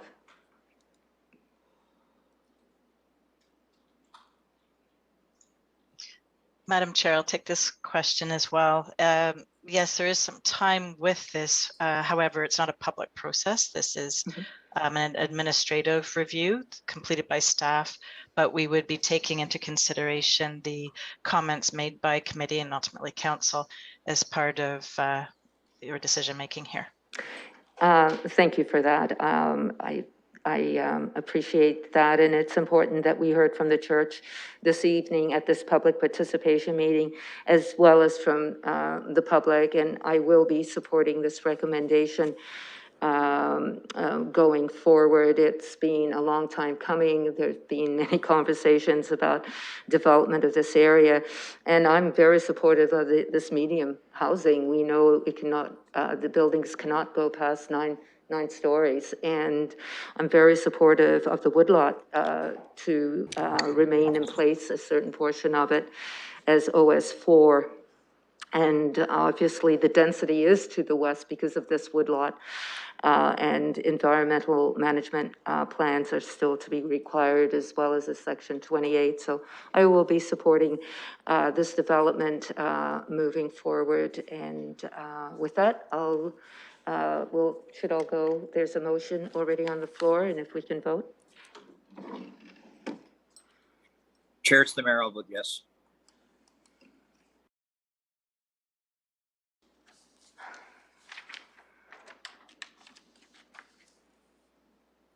Closing the vote, the motion carries 6-0.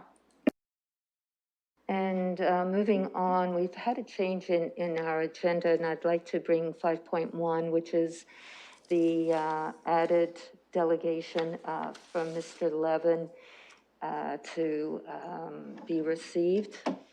If I can get a change in order and a motion from Councillor Lewis, Councillor Hamou seconds, and if we can vote on that.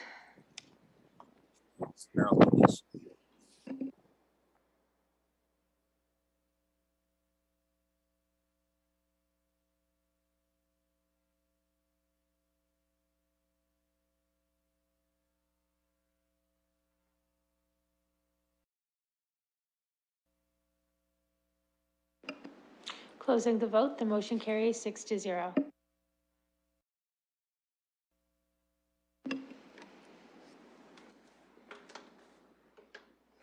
And I think we're ready to receive the delegation. Mr. Levin, welcome to the Planning and Environmental Committee. Thank you, Madam Chair. I appreciate the opportunity to address the committee and welcome Councillor Hamou to the committee. Our report is on the next to the last page of your very long agenda. Wanted to speak to a couple of them. Item 2.1, the 2022 budget update. Want to thank staff for attending our meeting. We were very pleased to see a recommendation from staff to continue funding the work to fight invasive plant species by taking funds from a reserve fund. We also noted that COVID's been hard on all of us, including our environmentally significant areas, and hope council might consider using that urban forest renewal reserve to improve the management of our ESAs over the next couple of years. Item 3.2 is a good news story. Residents of the city are donating environmentally significant land that they owned to the Thames Talbot Land Trust. People should know that there is quite a beneficial tax regime involved for people who do that, but these are also people who care very much for the environment. This is a part of the city where it would never have come into city ownership and city management, so this is a good news story. We were pleased to see this happen and hope the application moves forward quickly. It's for a severance, Madam Chair. I'll move on to item 5.3 of our agenda. I want to thank staff for involving us in the review of the environmental management guidelines. It's an update of a 15-year-old policy. It's been time well spent. We met actually today with staff on to talk about the report that is coming to your committee on December 13th. And that's why the committee moved at its meeting last week to ask me to speak on its behalf to you at that public participation meeting. And I want to thank your clerk for moving this item onto the agenda for this meeting. So as opposed to your next meeting, which would be after the public participation meeting. And finally, 5.4 relates to an ongoing discussion we've had about a relocation of a wetland, given that these will happen in multiple locations in the city because of the London plan. We asked that we have a further discussion about it in January or February. But Madam Chair, that does point out that you're considering at SPPC and perhaps at council governance committee recommendation on advisory committees going forward. EPAC's term is scheduled to end at the end of this calendar year, and the new committees won't be in place right away. So I'll hope that at SPPC and at council, the council will consider extending at least EPAC's term until the new replacement committee is in panel. With that, I'll put the rest of our committee report on the floor for you and be happy to answer any questions. Yeah, thank you for joining, Mr. Levin. And I will go to the committee if there's any questions regarding the EPAC report. Councillor Lehman. Thank you, Mr. Levin. I just wonder if you could expand a bit more on the property that's being donated to the city? It's property at 30, as it says on your agenda, on Woodhall Road. It is a severance application that is before your planning staff. It appeared on EPAC's agenda because it is part of the an ESA on that southwestern part of the city. Part of the lands are in the county. And it's frankly a spectacular site that is worthy of protection. And I wanted to commend the owners and just advise your committee of the action and kind of encourage others to do the same if they are in the similar position. Thank you, Mr. Levin. And yeah, thank you for bringing that to our attention, the public's attention. I agree with you. It's terrific when people step up and donate property to make our city better. Thank you. Are there any further or other comments from committee members?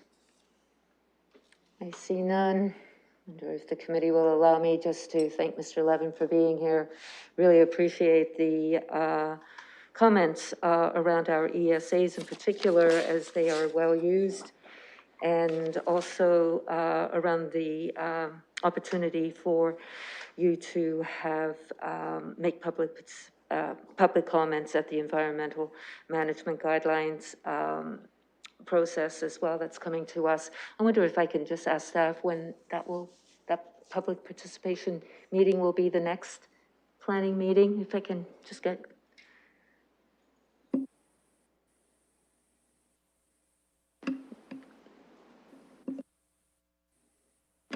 The question is around the delegation that we are going to be receiving for EPAC to attend the environmental management guidelines public process. Madam Chair, it's Matt Valberg speaking. I'm looking for Kevin Edwards. I don't see him, but from my understanding from the EPAC meeting this morning, we'll be bringing that report to the December 13th Planning and Environment Committee. Thank you, and I guess that's why we're all here receiving this request as well. The other comment that I would like to make, I appreciate your comments as well for the members of EPAC to extend that term. So I guess we will be addressing that at when we address advisory committees. And thank you, Mr. Levin, for bringing these items to our attention. You're welcome, Madam Chair. Thank you for having me. And with that, we'll move on to the next scheduled item. Do we need a vote to receive? We need to approve and receive the report. Councillor Lehman, seconded by Councillor Hamou. And with that, we will vote. And I do apologize. To deal Chair, with. Excuse me, Chair, I'll vote yes.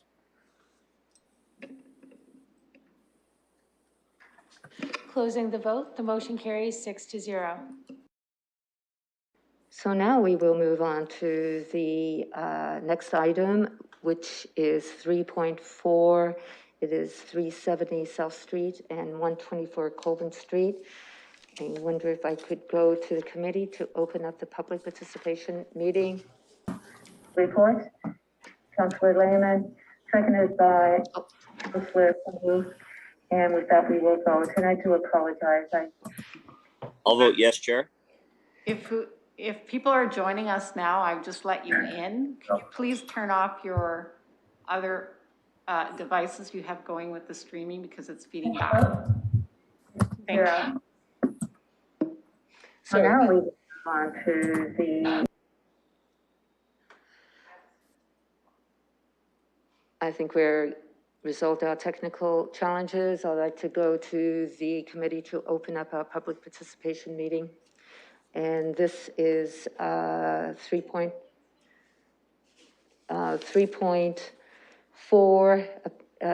on 370 South Street and 124 Colburn Street. I can go to a committee members to open up the PPM. Councillor Lewis. seconded by Councillor Hillier. And we can go and vote on opening up.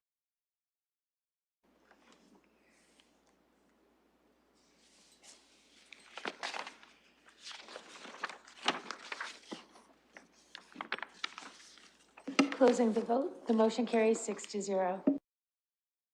And I understand we have a presentation here from staff. I would like to go to staff to do the presentation. We have up to 5 minutes. Thank you, Chair and committee. So this application before committee at the moment is one of a pair of applications on this evening. The second one is immediately following this one. They're both for the lands located at 370 South Street and 124 Colburn. The first one is OZ 9418. This is the official plan and zoning bylaw amendments for the lands, and the item to immediately follow this will be the site plan public meeting. The application is an application by the Vision Soho Alliance, led by the Indwell Group, along with a number of other affordable housing providers who I believe are in attendance today. For the benefit of those following along, I will be speaking from the staff presentation that is available on the agenda. So the proposed development calls for a total of 674 dwelling units, 5 new apartment buildings, and 2 converted buildings, both former hospital buildings that have been preserved. The application relies on 480 parking spaces located primarily in an underground shared structure. It is an applicant-driven affordable housing project with units to be provided both at CMHC defined affordable housing and deep affordable rents, along with other apartments offered at a market rate.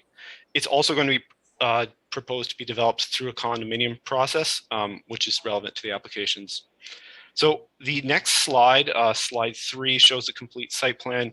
You can see there are 6 buildings to be promoted for what is the 370 South Street site. So that's the block surrounded by Hill, Colburn, South, and Waterloo.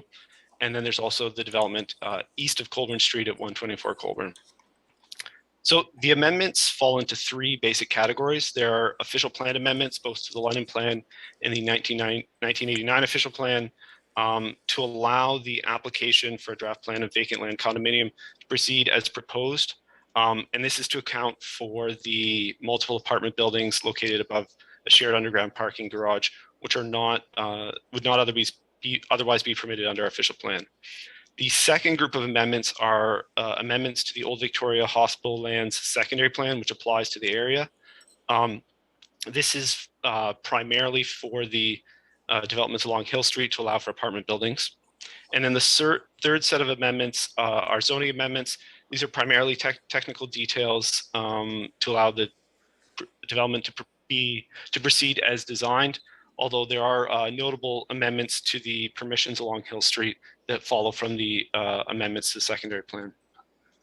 So the first set of amendments are request amendments to the 2 official plans.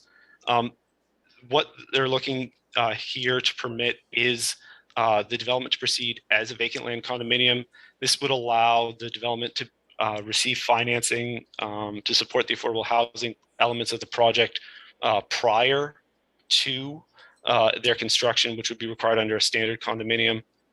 We've received a letter from their lawyer indicating how they indicated would operate, and our legal team has concurred with the decision recommended by their lawyer.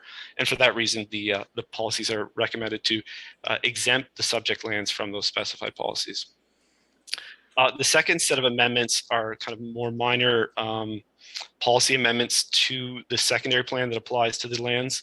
The first kind of set of amendments are very specific amendments that look at the architectural approach that could be taken on site. In these instances, the spirit of the policy is still being maintained by the development as proposed, although the development's not able to meet it to the letter. And for that reason, the amendments are proposed for those general policies. This would apply to the development at 124 Colburn primarily. There is one amendment that was requested by the applicant for the 124 Colburn site, which is in what is referred to as the Four Corners area under the secondary plan. It requested permission or a removal of policy that supported commercial at that corner. This amendment is not required for the development to proceed as proposed. For that reason, it's recommended for refusal, as we felt it was not appropriate to weaken the policies that applied at that time.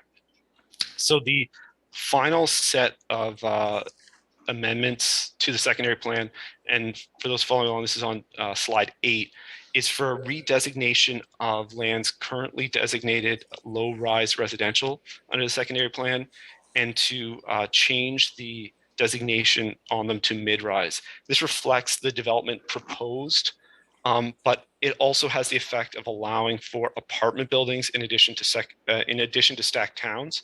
The applicant, through their application, requested a height limitation of 5 stories, which would maintain the existing height limit under the current policies, and this request is recommended for approval. The final set of amendments are zoning bylaw amendments to support the development, again, as proposed.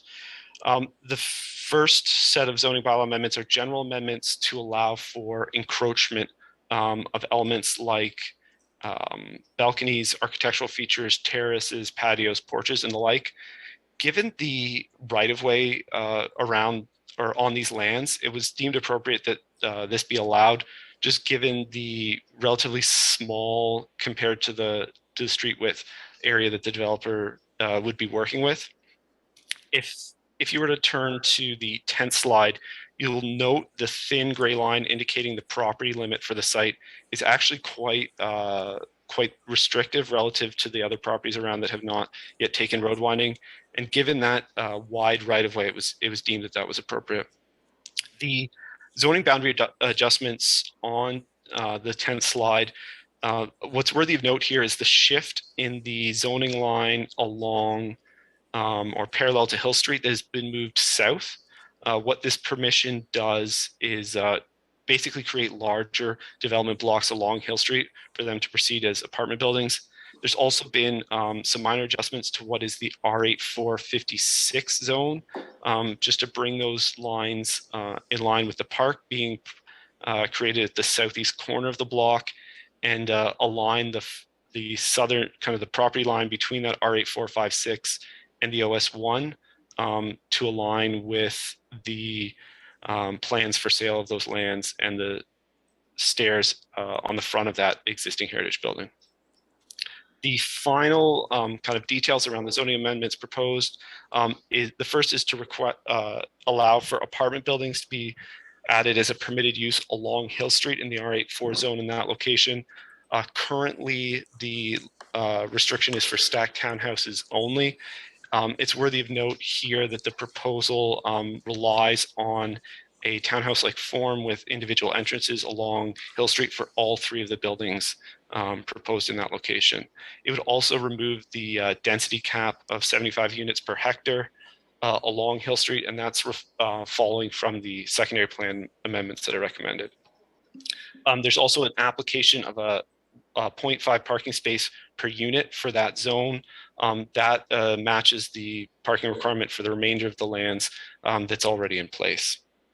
There was a request for 0 parking spaces for commercial uses in the R8457 zone. That is the zone that applies to the south end of 124 Colburn Street, so the northeast corner of Colburn and South.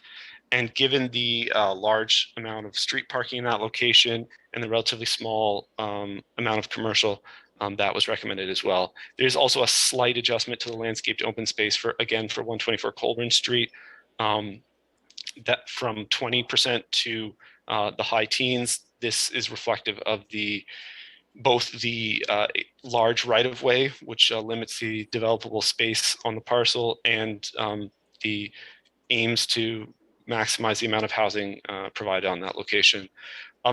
It is worthy of note that there are a number of other minor technical zoning bylaw amendments that are included in the report. For a number of these, there are adjustments that don't actually change the setbacks. So just as an example, for 124 Colburn, a request to change the frontage from south to Colburn, and an interior yard, side yard would become a rear yard, and the requirement both prior to and after the zoning bylaw amendment application would be the same. So again, 3 sets of recommended amendments. The first, to allow for the development to proceed as a draft plan of vacant land condominium.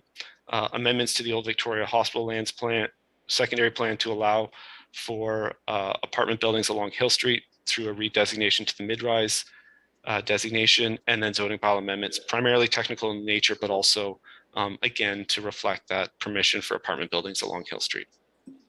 Thank you, Mr. Maitland. Any technical questions from committee? Councillor Lewis. Thank you, Madam Chair. Just one technical question, and it's on the piece that staff are recommending refusal of ground floor commercial on. And I recognize that we're working from existing policy documents and plans. However, as we know, during the last almost 2 years of a pandemic situation, there's been a considerable change in the vacancy and the demand for commercial space. And I'm wondering if any sort of analysis, planning impact analysis, took that into consideration, given that I think probably no one wants to see this Vision Soho development result in a bunch of vacant spaces created in a building on the ground floor with potentially no demand for commercial use. So through you to our staff, was consideration given to the changing commercial real estate market and demand for commercial spaces? Or are we working from a policy basis that predates the pandemic change in real estate demand?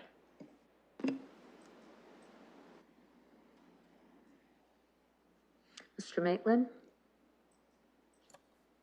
Hi, it's Mike Pease, Manager of Site Plan. I can answer that question through you, Madam Chair, to Councillor Lewis. In some respects, they are already proposing some commercial spaces. However, the zoning that was in place prior to the zoning that's before you today already provided some flexibility to have either residential or commercial. So refusing it in this sense is already advocating or providing for what's already permitted. So it's just a policy change to reflect what is already in place. The policy is permissive, it's not prescriptive, so thus the zoning is already in place to allow for that flexible approach, whether it be commercial or residential. Thank you, Mr. Pease. That's extremely helpful, as always, from you in the many years I've been working with you on different applications, so thank you. Any other technical questions? I do have a quick one to staff regarding the parkland dedication. If you can expand on that parkland dedication, I understand it's 5%, but if you can just add a little bit more context to it.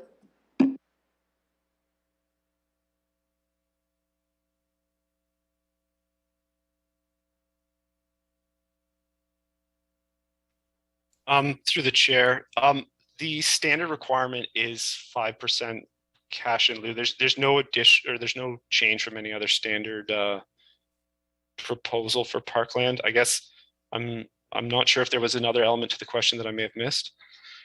Yeah, just so it's not cash in lieu, it is the 5% that we are going to be getting.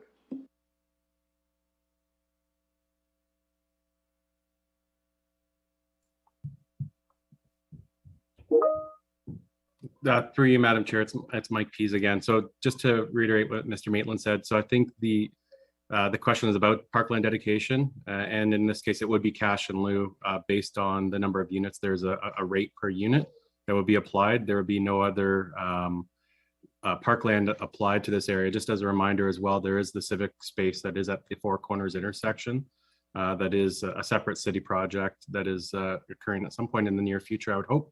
But the park would be separate, and it would be public land that would be owned by the city. Thank you for that clarification.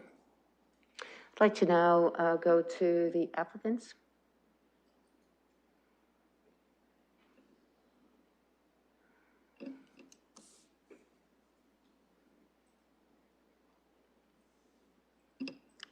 Good evening, Madam Chair, members of Planning Committee. It's Harry Frusios from Zelinka Priamo. Senior Associate. I'm pleased to bring forward this application on behalf of the Vision Soho Alliance Group this evening. And with me in attendance this evening is also Ron Rowbottom, who is the Vice Chair of Vision Soho Alliance. And we also have Jim Sheffield and Tim Wickens of Nicholson Sheffield Architects. And we're all here to address the committee and able to answer any questions that may arise. Firstly, we just want to thank staff for their efforts. There's been a very strong collaboration between staff and the Vision Soho team.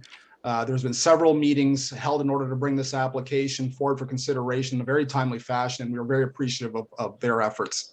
I'll be brief. Mr. Maitland has already provided a very excellent overview of the application. It's an application to facilitate the redevelopment of a portion of the old Victoria Hospital lands for residential uses, including affordable housing within 5 new buildings and 2 existing heritage buildings. An application which is unique, appropriate, and necessary. It's unique. To our knowledge, it's the first of its kind. The proposed redevelopment is being undertaken by Vision Soho Alliance, which is comprised of 6 nonprofit community-based organizations, all with previous development experience in the City of London. There are Chelsea Green Home Society, Homes Unlimited, Indwell, which is based out of Hamilton, but they're rapidly becoming a prominent affordable housing provider in the community.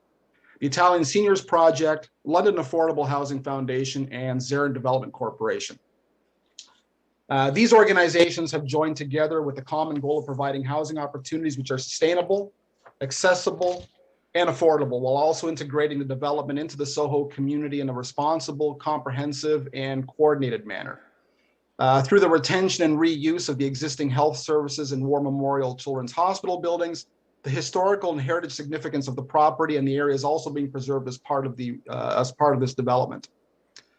There has been extensive public engagement through the efforts of the Vision Soho team, including hosting 2 separate virtual open houses to interested members of the public. Both open houses were well attended, and we were very pleased at the overall level of support that was provided for the project. This application is appropriate. The amendments will realize the goals and objectives of the provincial policy statement, both London official plans, the Old Victoria Hospital and secondary plan, which encourages mixed use in residential intensification, a mix of housing types in a compact built form, and the integration of heritage buildings to create a diverse and inclusive residential and mixed use neighborhood. The proposed amendments will respect the current height permissions established for the various areas within the secondary plan area and will make efficient use of the lands to provide much needed housing opportunities in the community. And lastly, it's a necessary application. The amendments are necessary to facilitate the proposed development, which will provide approximately 674 housing units, of which a minimum of 400 of those units will be affordable housing units, and 100 of those, or at least 100 of those, will be at deep affordability rates. It is the intent of the Alliance to begin construction as early as 2022, with the goal of completing the project in 2024. Approval of the proposed amendments will assist the City of London in realizing its immediate goal of providing necessary affordable housing units to a wide range of families, individuals, and special needs groups in our community in a very timely fashion. We support the staff recommendation to approve the necessary amendments to the official plan, the London plan, the secondary plan, and the zoning bylaw. We have no issue with the staff recommendation to refuse the amendment relating to commercial uses on the ground floor, based on the interpretation we heard this evening, that they want to maintain the policy in its current form and it would not preclude the proposed development. So with that, Madam Chair, members of the committee, we thank you for the opportunity to speak on behalf of the Vision Soho Alliance. As I noted before, we are available to answer any questions you may have, and I thank you again for allowing us to speak on their behalf. Thank you for being here. I'd like to go to the public. If there's anyone here that would like to make a comment, please come forward. Madam Chair, we have Kelly McKeating join us by Zoom, and we do have Wayne Ray in the committee rooms. And just wondering who we should go to first. You may wish to go to Ms. McKeating first. Ms. McKeating. Okay, thank you. It is Kelly McKeating, and I'm speaking both on behalf of myself personally and the Architectural Conservancy of London. And I just want to express strong support and enthusiasm for this development proposal. And I'm speaking to 3.4 and 3.5 here. The proposal is good for the Soho neighborhood. It's good for the Greater London community. And as a bonus, it's good for the conservation of heritage architecture. The proposed new buildings have designs that are sympathetic to the two existing buildings with a scale that's respectful of the two existing heritage buildings. So I just wanted to, a lot of the times when ACO London is speaking, we're opposing things, we're being negative, and this is an opportunity for us to be positive, and I wanted to seize that opportunity. Thanks very much. Thank you very much. I'd like to now go to the committee room 1 and 2. Sir, if you could come forward, please. Can you hear me? Yes. You can just state your name and address if you wish, and you have up to 5 minutes. My name is Wayne Ray. I live in 430 South Street. Through various discussions and 2 heated ones today, we have a few that we think are important points. One, I believe, was answered, although I'm not clear about the commercial. I'll start with that one. The nearest grocery stores are 1 mile to 1.5 miles away in either direction, Oxford and Richmond, and I believe Commissioners and Wellington. With that amount of traffic coming and going there, is there or is there not a plan for like a large convenience store or small grocery store or even Shoppers Drug Mart that sells food as well? This would cut down on the traffic in the area, and a lot of the seniors wouldn't have, you know, who can't get out, would not have far to go. The main concern is the at 430 South Street, I believe 40 of the 70 units are of Polish descent, immigrants after the Second World War. There was no notices in the native language. Most of them don't know what's going on. They're having difficulty, you know, reading and speaking English. And I've tried to talk to several of them, and they just know, oh, there's a building, and that's the limit of the conversation going. Through several discussions, we were wondering why the largest building, 11 stories high, is going to be like within 100 feet of our building, blocking the entire westerly sun, where a lot of seniors need sunlight. And what's the possibility architecturally of switching the 5 and the 11 so that the 11-story overlooks a vacant, hardly used parking lot for the church, and 5 stories would be right beside ours and not be that much of an inconvenience for the westerly sun, particularly in the winter. It's going to be pretty dark, I would think, with an 11-story building overshadowing the seniors building. The third point, the final point is,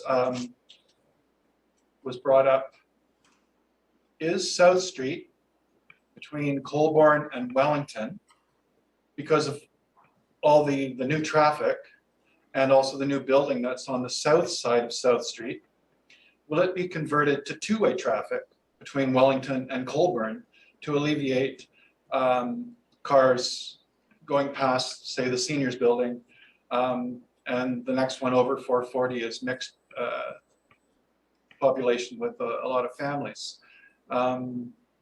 That might be something no one's considered, but I think that would, or we think that would alleviate a lot of the traffic. But our primary concern is this huge building blocking ours. Thank you very much. Thank you. And I'll ask one more time if there's anyone here that would like to speak to this recommendation. I see none. I'll go to the committee to close the PPM. Councillor Lewis, seconded by Councillor Hillier. And with that, we can Chair, I'll vote yes. close.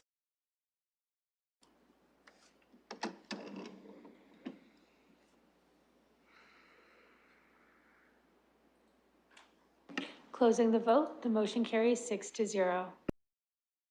Committee, I would like to go to staff to address, I think we had 3 questions here from the public regarding the need for some commercial space, in particular a pharmacy or a convenience store, if that was ever considered through conversations. The concerns around the height or switching number 5 building with number 11 to reduce the height that's next to the seniors' home. And the third one was, was South Street ever considered to have 2-way traffic? I think from Wellington to Colburn. Hopefully I got those questions right. To staff, if they've got any comments. Chair, this is Life Maitland here. Yeah, thanks to that member of the public, these were reflective of comments we received through the public process, and that's reflected in both the official plan report and the site plan report following as well. So with regards to the first comment, the request around a grocery store or another commercial, the permitted commercial under the zone allows for, one second here, pharmacies, convenience stores, restaurants, so that there would be a permission for that type of use in the 124 Colburn space. And as stated previously, the current proposal does provide for a retail space to be filled. Again, it's permissive rather than requiring, but that the design is for that, and that's the current proposal. I don't know if the applicant has lined up a particular retail tenant at this point. With regards to the second question around the kind of level of density, level of intensity, locating it at the south side towards Colburn and south, the long-term planning for this area has very much looked at Colburn and South Street as kind of a central point within the greater Soho area. So although the level of development is less than that's what's being provided across the street, and is currently under development on South Street there. The intention has always been for the intensity to be at that corner. If you look at the full site plan for the site, particularly for 124 Colburn, you'll notice there's a challenge just given the depth of the property as you go north towards Hill Street. So that there is that challenge as well. But I would add, and this is more with regards to the next item that follows, is the comments that we do have, or the comments around providing a good relationship between 124 Colburn and 430 South have been reflected through the site plan process. So yeah, and I guess one final point on that, the new zoning bylaw amendment does not create the permission for that 11-story at this point. That was provided previously. So this application is not creating the permission for that. And then I guess with regards to the third comment around the kind of changing south from 1-way to 2-way, no discussion has been had on that to this point that I'm aware of, or through either this application or the site plan application. Thank you. Thank you. I'd like to now go to the committee for comments. Councillor Lewis. Thank you, Madam Chair. Again, I'm going to move the staff recommendation, and then I'll share a comment once we see if there's a seconder or not. I think you've got a seconder in Councillor Lehman. Great, thank you, Councillor Lehman. And through you, Madam Chair, I too wanted to take a moment in particular to follow up with the member of the public who spoke about the need for whether it's a large convenience or a grocery store or pharmacy. And I think it's really important to share, and I mean this very respectfully, that that's not something that's within the applicant or council's control as to what commercial entity sees it as a viable option to locate there. But I will say this, I know that we've heard on a number of applications for a number of years about the frustration with the lack of a good grocery anchor in the downtown core. And I think it's important, not just for the individual who spoke this evening, because I do appreciate his comments, but for all members of the public who have raised this over multiple applications. The best way to create the conditions for a grocery store to want to locate downtown in the downtown core is to bring people downtown to live. And when we reach that critical mass where they see the ability to support the market conditions for a grocery store, I have no doubt that the private sector will see the opportunity and move in there pretty quickly. Because of course for them it's an opportunity to make money and to support customers. So I suspect that we will see that, and the addition of this many units in this neighborhood goes a long way, I think, towards building towards the critical mass that is needed to justify for a grocery store chain to locate a retail space in the downtown. So I think that we're moving in the right direction to encourage that by approving developments with this kind of density. I also want to say, I want to thank Mr. Frugius, and I want to thank Mr. Longbottom in particular, as well as, I don't know if Greg Playford is on the call or watching tonight, but I want to thank the three of them for at least making the time, in fact, before this application even was on our agenda, to meet with me and discuss their vision for Soho. We had an opportunity to tour the new Zarin building in my ward that's recently opened up and created 65 new units of housing out there. And they were discussing in general terms what their vision for Soho was and why it was so important for the city. And having that background information was really helpful for me in seeing this application when it did appear on our agenda. I've got lots of confidence in the partners in this application and all of the partners. I know the Italian Seniors Project work in the East End as well, and the huge benefit that they have brought by helping address veterans' homelessness at Residenza Ortona. I know Residenza Victoria in this proposal will likewise be a benefit to the community and those who need a space to call home. But all of the partners, Inwell and Zarin and the others, they've done great work already. And that gives me lots of confidence that they'll move forward on this appropriately. And I really like the approach that they've taken with the shared underground parking. It actually reminds me a little bit about the shared underground parking we have here at City Hall.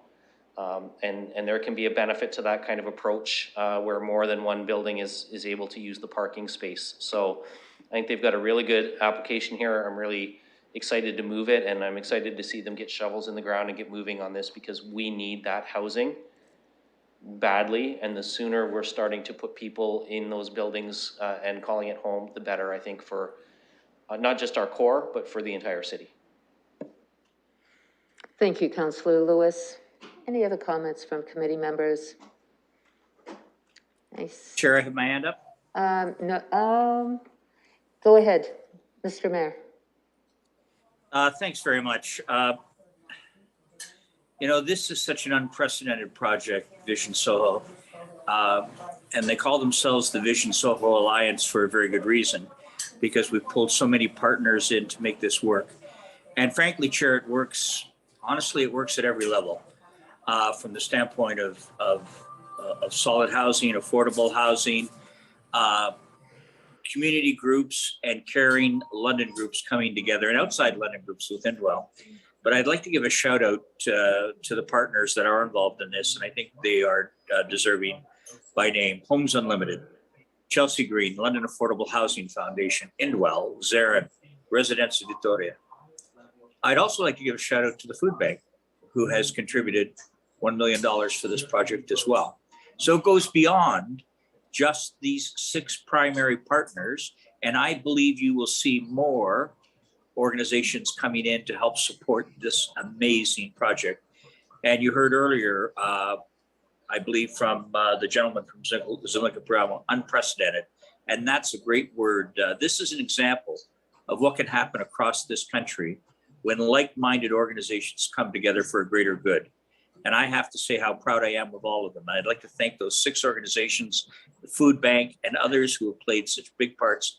I'm absolutely supportive of these amendments to get us to the next stage and look forward to us moving along and getting these ready in 2024. It goes a long way for our city's committed goal that all of council supported for the 3,000 affordable housing units. And I couldn't be more proud. Thank you.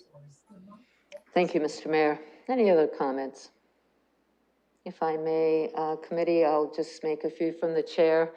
And I want to just add to Mayor Holder's comments. I really do want to thank the collaboration of the partners and stakeholders in the community coming together. I definitely see this as a unique application. I'm very supportive of the technical amendments coming forward in their recommendation. I do want to also say a number of years ago when we looked at all the London Health Science buildings and what buildings needed to stay and how they could be preserved, I think this is also a good news story for the heritage of this area and how these buildings will be respectful of the heritage. And just to add the importance of the need for affordable housing, not just affordable housing. We know there's a number of affordable housing units, but also there will be affordable housing units for lower income people to take advantage of. And I think it's really important to identify that need in the community and to see this intensification and this Soho development is just so exciting. I want to thank the stakeholders for allowing to have the 2 open houses and the community coming together, just working all together. It's just such great collaboration. And added to that, we hopefully can see this development coming to us in the near future. So with that, committee members, if we can vote.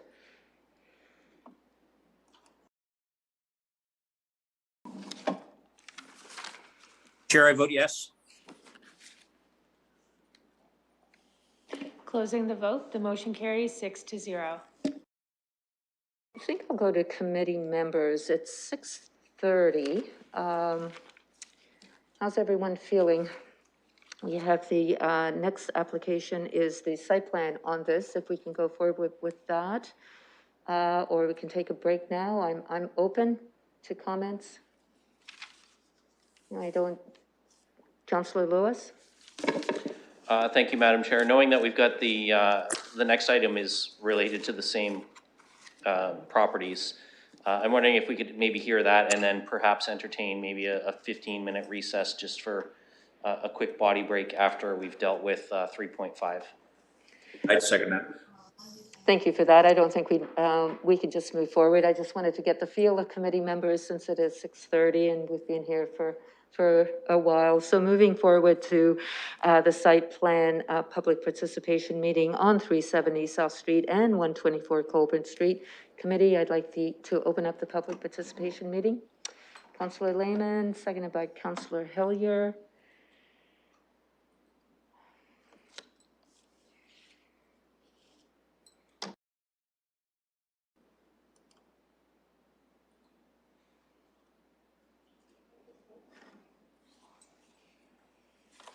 Mayor Holder?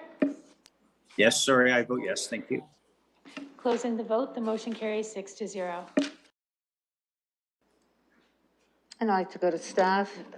Is there a brief presentation? I know we've just heard one, but this is the site plan process.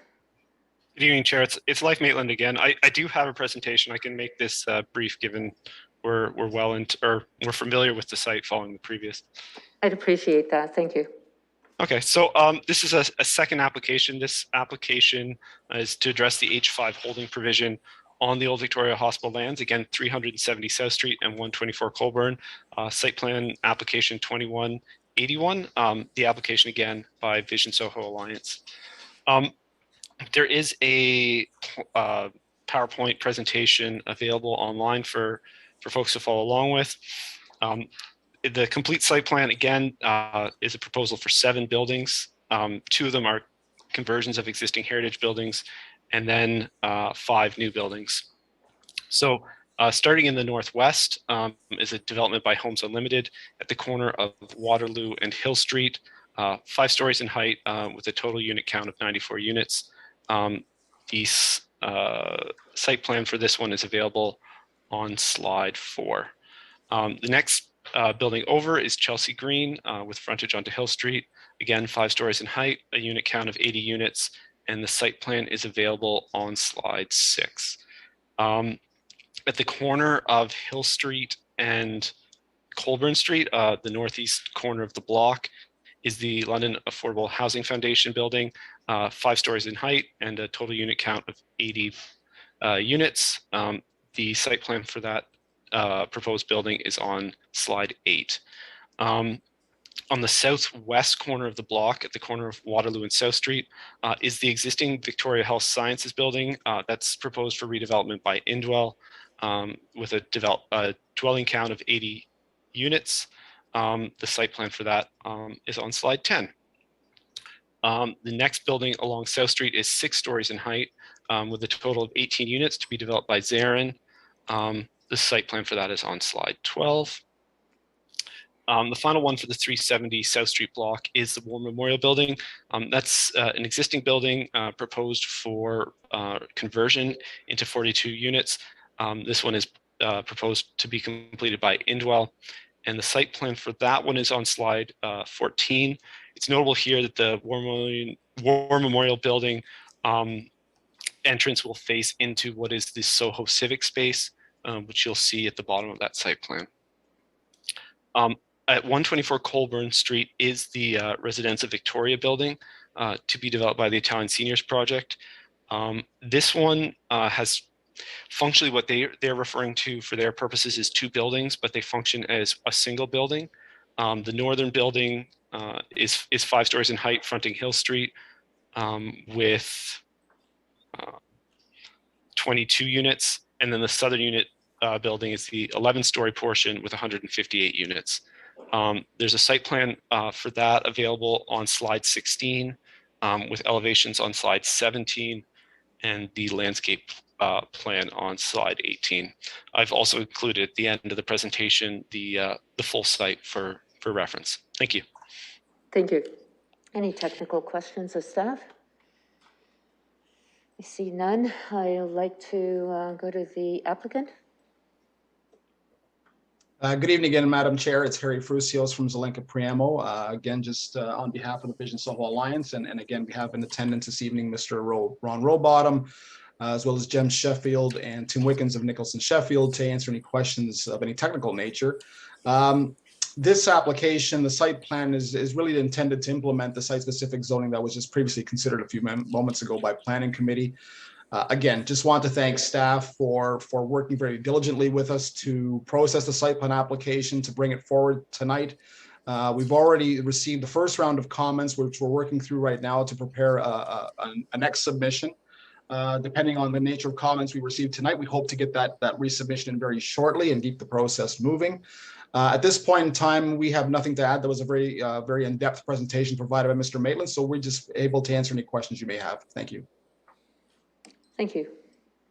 Is there anyone here from the public that would like to make a comment? Ms. McKeating is still on the line. Ms. McKeating?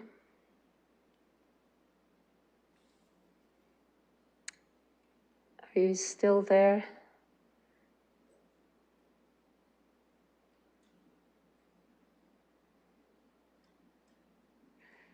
I know she mentioned that her comments would. Yeah, I'm Oh, sorry. great. Thank you.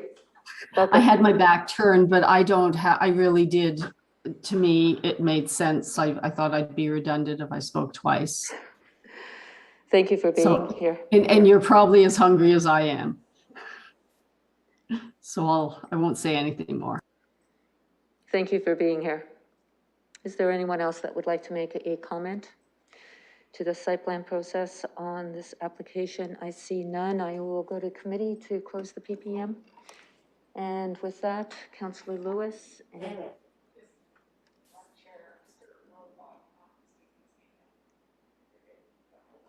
Are we good? Okay. Before, just to make sure, There's no one else from the public that would like to make a comment? I see none. I'll go to the committee to close the public participation meeting. Councillor Lewis, seconded by Councillor Lehman. I'll vote yes, Chair.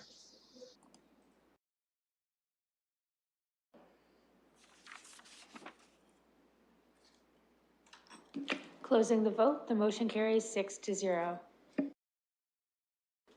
And with that committee, Councillor Lehman. I'll move the committee or the staff recommendation. And I'll second, Chair. And if there are no comments from the committee, we can move forward to vote.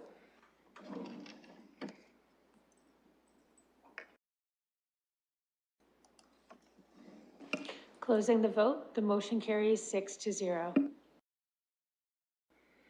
And with that, we will take a break for 15 minutes. So we should be back at,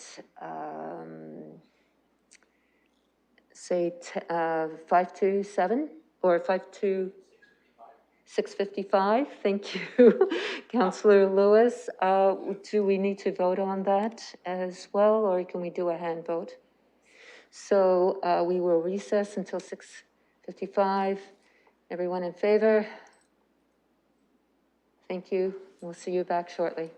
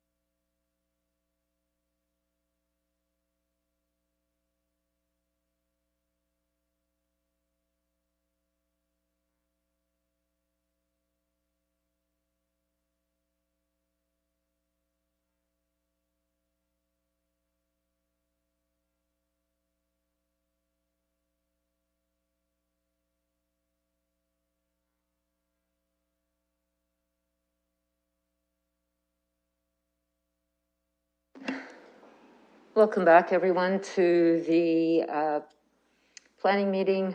Our next scheduled item is 3.6, which is an application at 3095 and 3105 Boswick Road. It's the Talbot Village Phase 7 public participation meeting. I am looking to committee to open. Councillor Lehman, seconded by Councillor Lewis.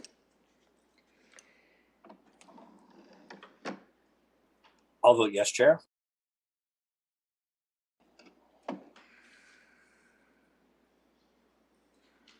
Closing the vote, the motion carries 6-0. A brief presentation. It's a brief verbal presentation from our planner, Michael Clark. This is the first time he will be here doing the presentation. So welcome, Mr. Clark. Thank you, Madam Chair. So I'll just give a brief presentation, kind of going through the report. Shown on page 391 of the agenda, subject lands are south of Southdale Road West and west of Boswick Road. This is to the north and east of previous phases of the Talbot Village community. So this is phase 7 of the Talbot Village subdivision.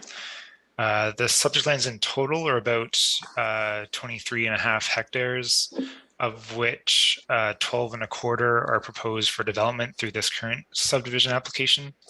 The remaining, and those lands are on the eastern portion of the subject lands. The remaining 11.2 hectares or so on the western half, they are proposed to remain in urban reserve zoning, pending further analysis of the environmental features on those lands. The plan of subdivision shown on page 393 of the agenda includes 168 lots for single detached dwellings, 3 blocks for townhouse dwellings, and 3 linear parkland blocks along the southern portion of the subdivision. To permit the full build out of all the lots proposed, they'll need to complete the connection of Regiment Road, which is a neighborhood connector in the London plan, to Southdale Road West. This will require coordination between the applicant of these lands and the adjacent property owner and the city to compensate for the loss of a small wetland that is near the proposed intersection. Holding provision has been, and draft conditions of draft plan approval have been applied to the northerly portion of the subject lands to require this connection and provide adequate connectivity from both a transportation and a water servicing perspective. Additional environmental analysis will be required before either that wetland is relocated. And so before either the northern portion of these lots get developed or the development application comes forward for the urban reserve lands to the west. There's a number of environmental features on those lands, including wetlands, which have been identified as provincially significant, and a woodland. And so the proposed development gives sufficient buffers from those features until further study can be done. Road access is maintained for lands to the west, north, and east, and to allow those future development of those lands to be integrated with this current phase of the subdivision. As I mentioned, a parkland corridor is planned along the southern edge of the subdivision. This is near previous phases of the Talbot Village community and will run east-west kind of through the central portion of the Talbot Village community. Through future development applications, the intention is to extend this corridor, if possible, up to the Talbot Park to the northwest and eventually over towards the Boswick Community Center to the east.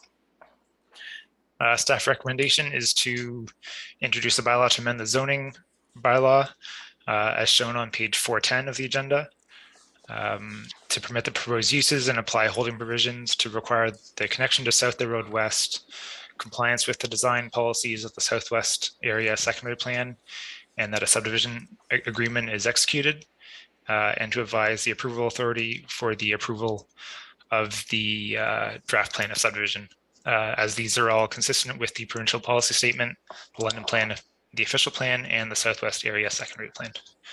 I'm available to answer any questions if committee has any. Thanks. Thank you, Mr. Clark. Any technical questions of staff? I see none. I'd like to go to the applicant. Good evening, Madam Chair and members of the Planning Committee. Casey Kolchicki from Zelenka Preamo speaking again. We have reviewed the staff report and we are in agreement with the recommendation to pass the draft plan as shown with conditions. We'd like to thank staff, particularly Michael Clark and Bruce Page, for all their hard work on bringing this application forward tonight.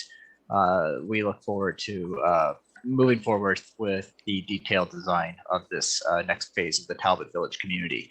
I'm available to answer any questions or comments that Planning Committee may have. Thank you. Thank you. And I'd like to move on to the public now. Is there anyone here? I do not see anyone, and I understand there is no one. So with that, I would like to ask one more time if there's anyone here from the public. I hear and see none, so I would like to go to the committee to close the public participation meeting. Councillor Hillier, seconded by Councillor Hamou. Chair, I'll vote yes, thanks.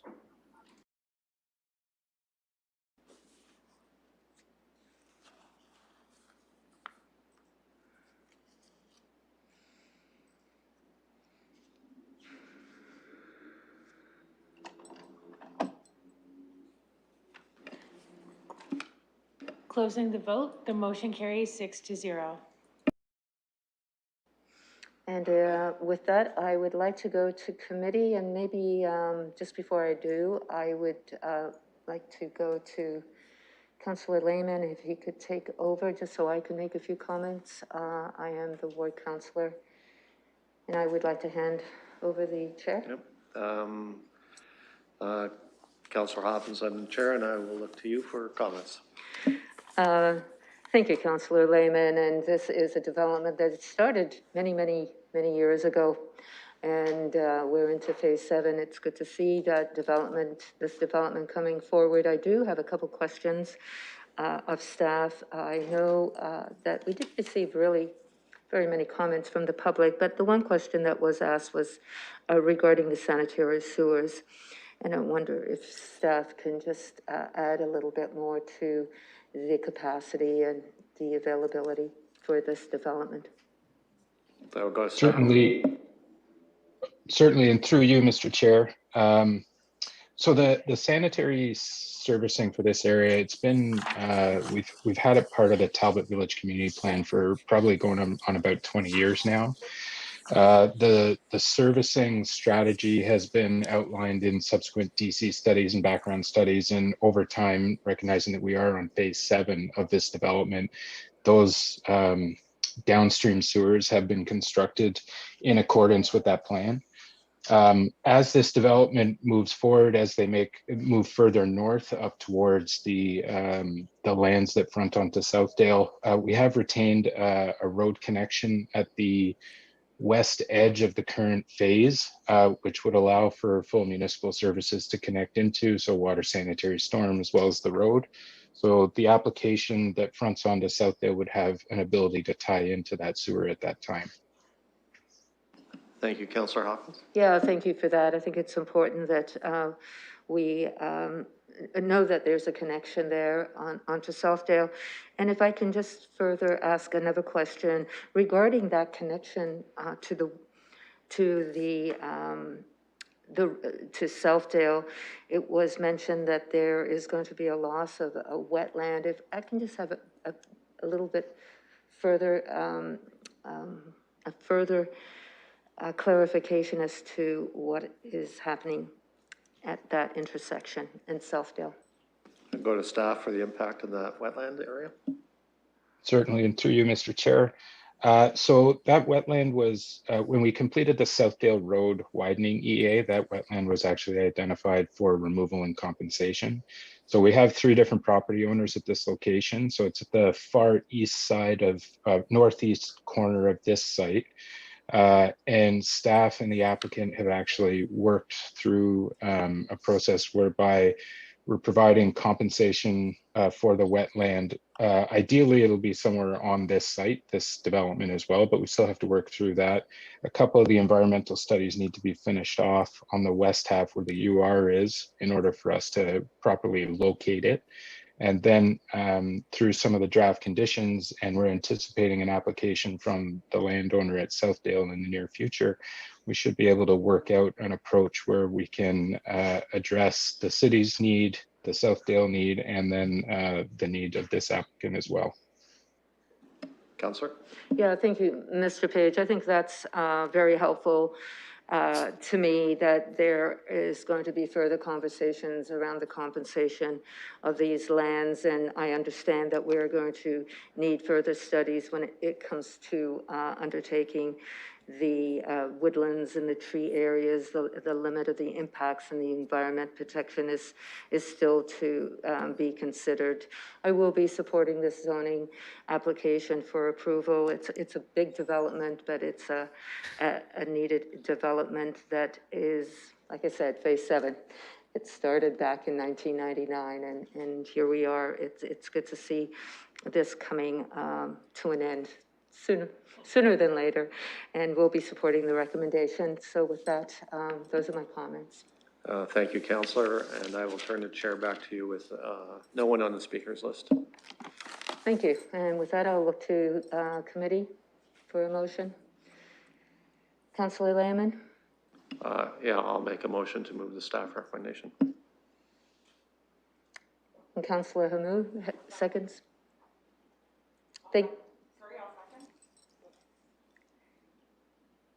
Just with your microphone. I'll second. Thank you. I'll third, Chair. And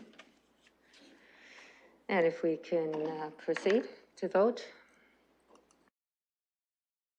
I'll still third, Chair. I'm in. Thank you.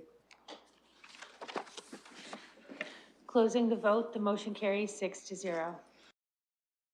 We move on to 3.7, which is our last public participation meeting of the evening for 1453 and 1459 Oxford Street East and 648 and to 656 Earswood Avenue. I'll look to the committee. Councillor Lewis, seconded by Councillor Lehman, to open up the public participation meeting. Thanks, Chair. I'll vote yes.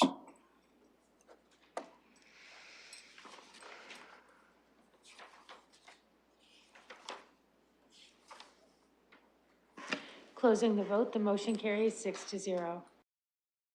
And with that, I would like to go to staff for a presentation. Thank you, Madam Chair. This is Catherine Matten in Planning and Development. Please note there is a staff presentation which commences on page 484 of the added agenda. And now just moving on to slide 2 of the staff presentation. The subject lands are located on the southeast corner of Oxford Street East and Ayerswood Avenue. The site consists of 8 individual parcels, each developed with a single detached dwelling. The site has a frontage of 70 meters along Oxford, a depth of 98 meters along Ayerswood, and an area of 0.68 hectares. Surrounding land uses include Fanshawe College to the north, high-rise residential to the east, and low-rise residential to the south and west. Next slide. In the London plan, the 4 properties fronting on Oxford are in the rapid transit corridor place type, while the 4 fronting on Ayerswood are in the neighborhoods place type on a neighborhood street. The applicant has requested that the entire site be interpreted to be within the rapid transit corridor.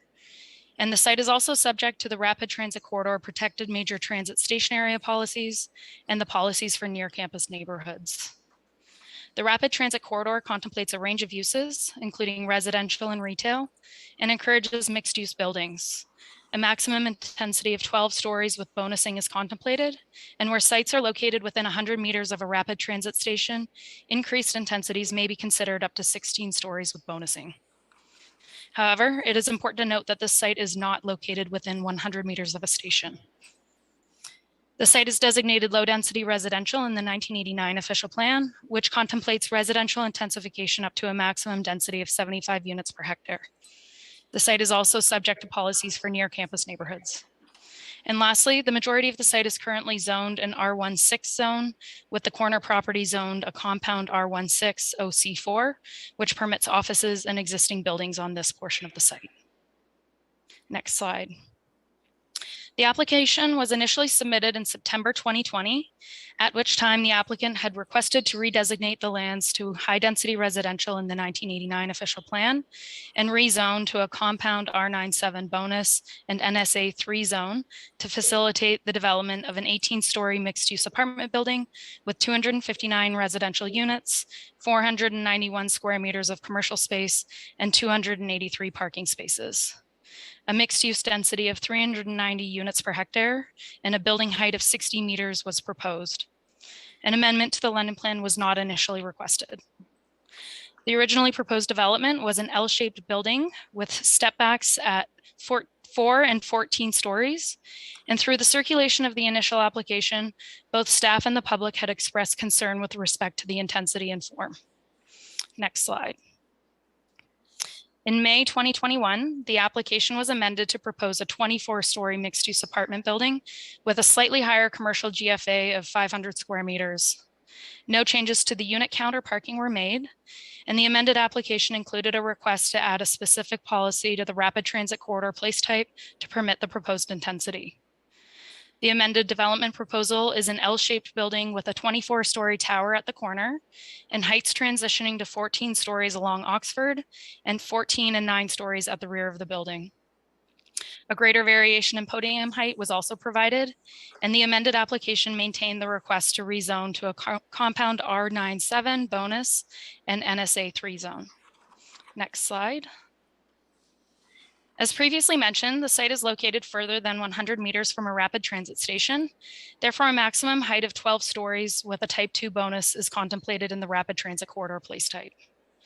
If redesignated to high density residential in the 1989 official plan, a maximum density of 150 units per hectare, excluding provisions for bonusing, would be contemplated. While staff agree that the site is suitable for a higher density mixed use redevelopment, there are major concerns with respect to the proposed intensity and form. The proposed intensity is significantly greater than the existing and planned context for the corridor.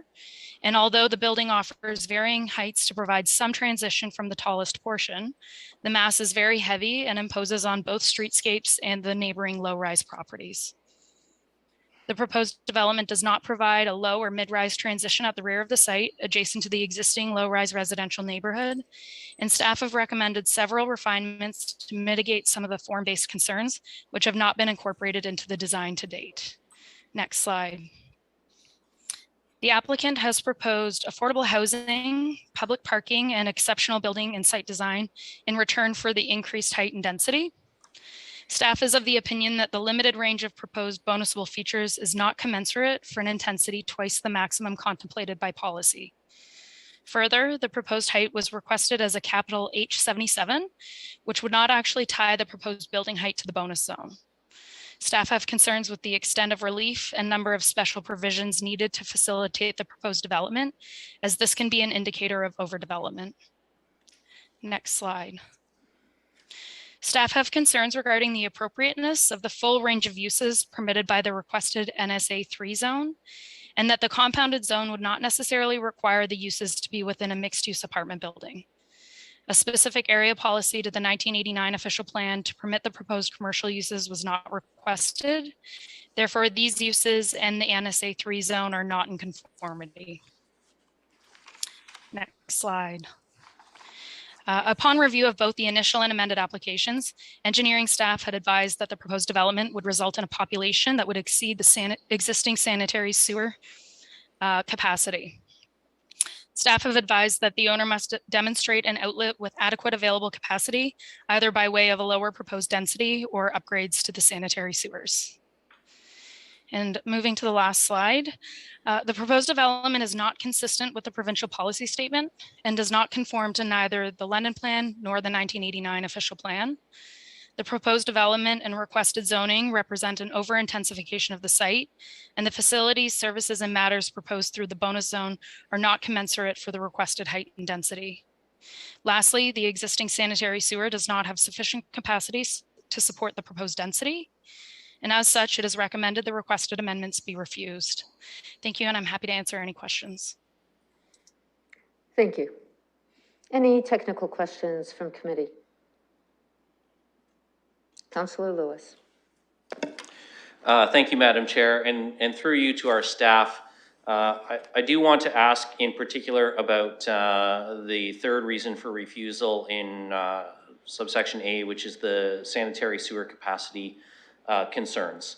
And so through you to our staff, I'm wondering if you can provide an overview of where things are with the sanitary sewers, not just for this site-specific application, but recognizing that this is a rapid transit corridor and very near to a protected, I'm going to get the acronym wrong. So the primary transit corridor area or the protected transit station area, apologies on getting the acronym wrong, but if staff could indicate, because I'm concerned if we don't have capacity for one building today along a rapid transit corridor, how are we going to address future intensification along this corridor, which is one of the primary goals of the London plan and of our secondary plans in terms of encouraging intensification along designated rapid transit and primary transit corridors.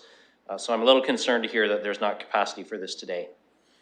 So if I could just ask you, through you to staff, Madam Chair. If I can go to Ms. Matten or Mr. Corby to address the capacity. Yeah, of the through sewers. you, Madam Chair.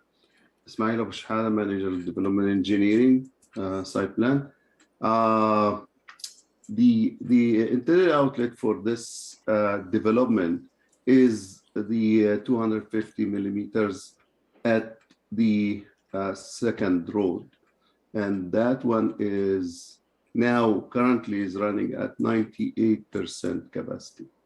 So with whatever the development proposed, that will bring us to above 100%, which is not supported by us or the engineering groups.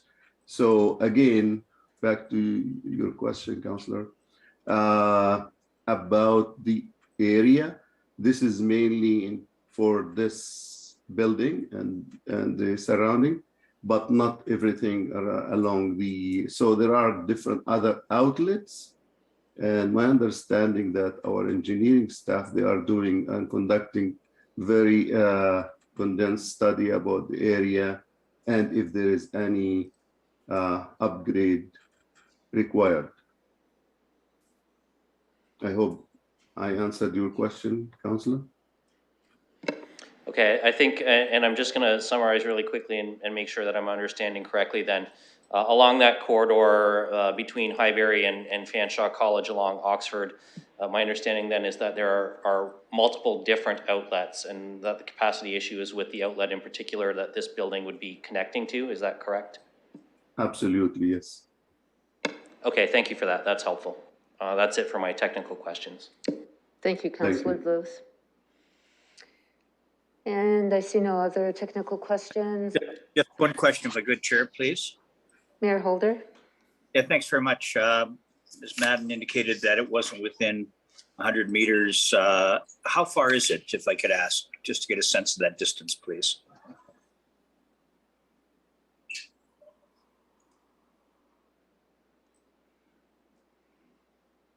Are you referring to the connection for the sewers?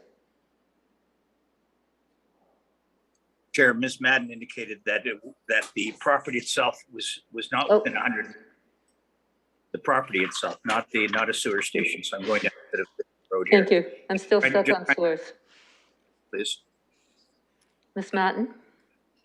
Thank you, Madam Chair. And through you, I'm just going to take an approximate measurement. I don't have an exact figure for that distance. However, the closest station is located at Oxford and London Lane, which at the closest point of this site is approximately 300 meters away.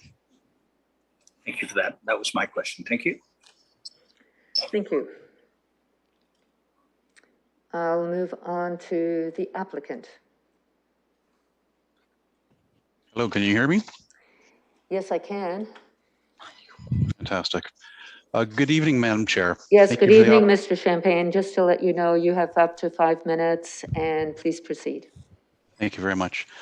Thank you for the opportunity to bring this application to Planning Committee. I'm here this evening with Mr. Kolchecki and Mr. Ferruccio from Zelenka Priamo, as they will be able to answer any technical questions the committee may have. I would also like to thank staff for their time and effort on this file. I will begin by addressing the residential growth in the neighborhood where this development is being proposed. It is well recognized that the demand for housing in this neighborhood has been nothing short of explosive. Between 2017 and 2020, Fanshawe College achieved almost 28% growth in their enrollment. However, over the same period, the level of housing stock has grossly failed to keep pace. In fact, virtually no new housing inventory has been added. Looking forward, and as documented in the Strategic Mandate Agreement between Fanshawe College and the Ontario Ministry of Colleges and Universities, both the province and the college have entered into an agreement to increase the international enrollments by almost 2,700 students over the 5-year period of 2020 to 2025. This translates into a 53% growth in Fanshawe's current level of international enrollments. To put this into perspective, under the rental licensing policy allowed within this neighborhood, the equivalent of 883 new houses would need to be constructed in order to meet this demand. Our development will provide relief in the way of 616 new beds for the neighborhood housing inventory. Sadly, however, this development will only meet 23% of the growth to be realized in the next 5 years. The equivalent of 4 new developments with the same residential intensity as our proposal is required to accommodate the coming growth. And this is without any consideration to the existing shortage within the neighborhood housing stock. More than ever, the student sprawl is having a marked impact on the city as more students are being pushed further outwards into non-student neighborhoods in efforts to find accommodation. Unlike other generations, Generation Z students bring a unique set of needs and lifestyle preferences, and their housing preferences are just as unique. This demographic is not interested in single-family homes, townhouses, condominiums, private apartments, or traditional dorms. Instead, students seek out places to live that offer increased safety and privacy, along with smart, connected, and technology-enabled living spaces to enable their studies.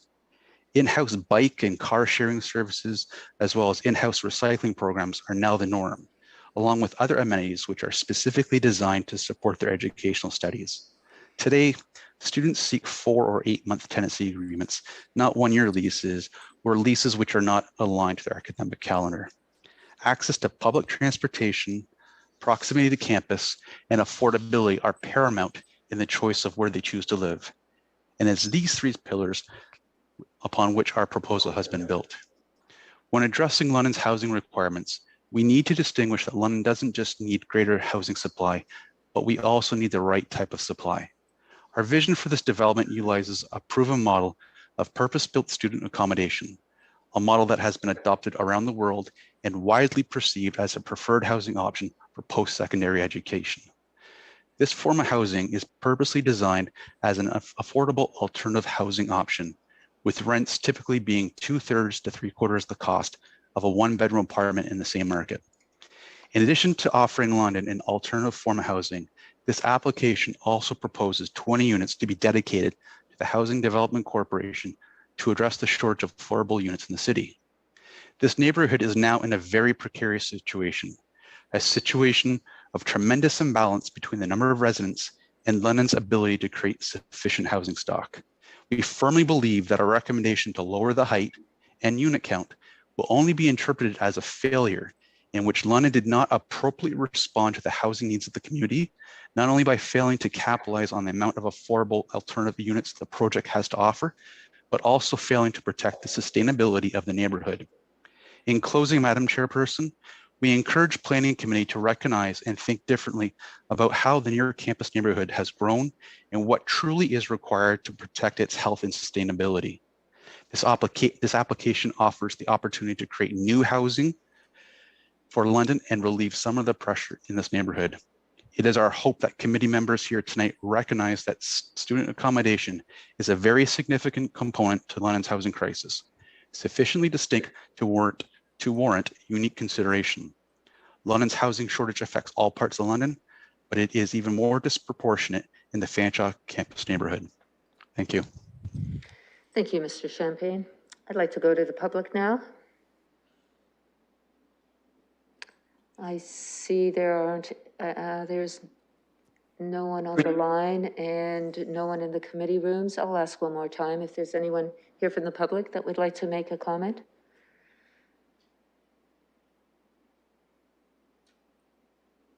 I hear and see none. I will go to the committee to close the public participation meeting.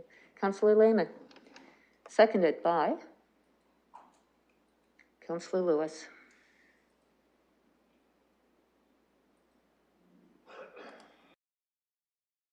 Thank you.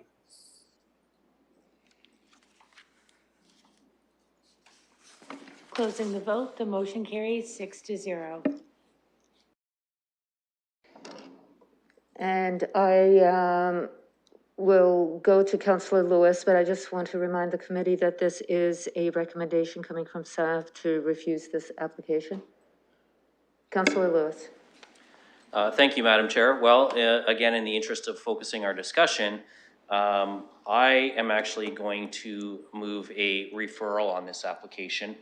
I've had some conversations with both the applicant and with our staff today, and I've asked the clerk to circulate some language for colleagues to consider so that it's there in your inboxes in writing as well. That we would refer this to Civic Administration to undertake the following actions and report back to a future meeting of the Planning and Environment Committee.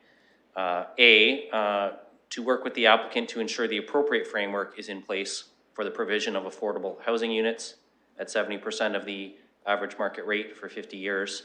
B, to work with the applicant to determine options to resolve the sanitary sewer capacity issues. And C, to work with the applicant to revise the application to consolidate the subject properties as being within the rapid transit corridor, it being noted that this is notwithstanding the 100-meter policy guideline adjacent to a rapid transit station for the purpose of developing scale and form suitable to such locations. And then I'll offer some thoughts on that if I have a seconder. Looking for a seconder. Councillor Hamou. Seconds, and the referrals on the floor.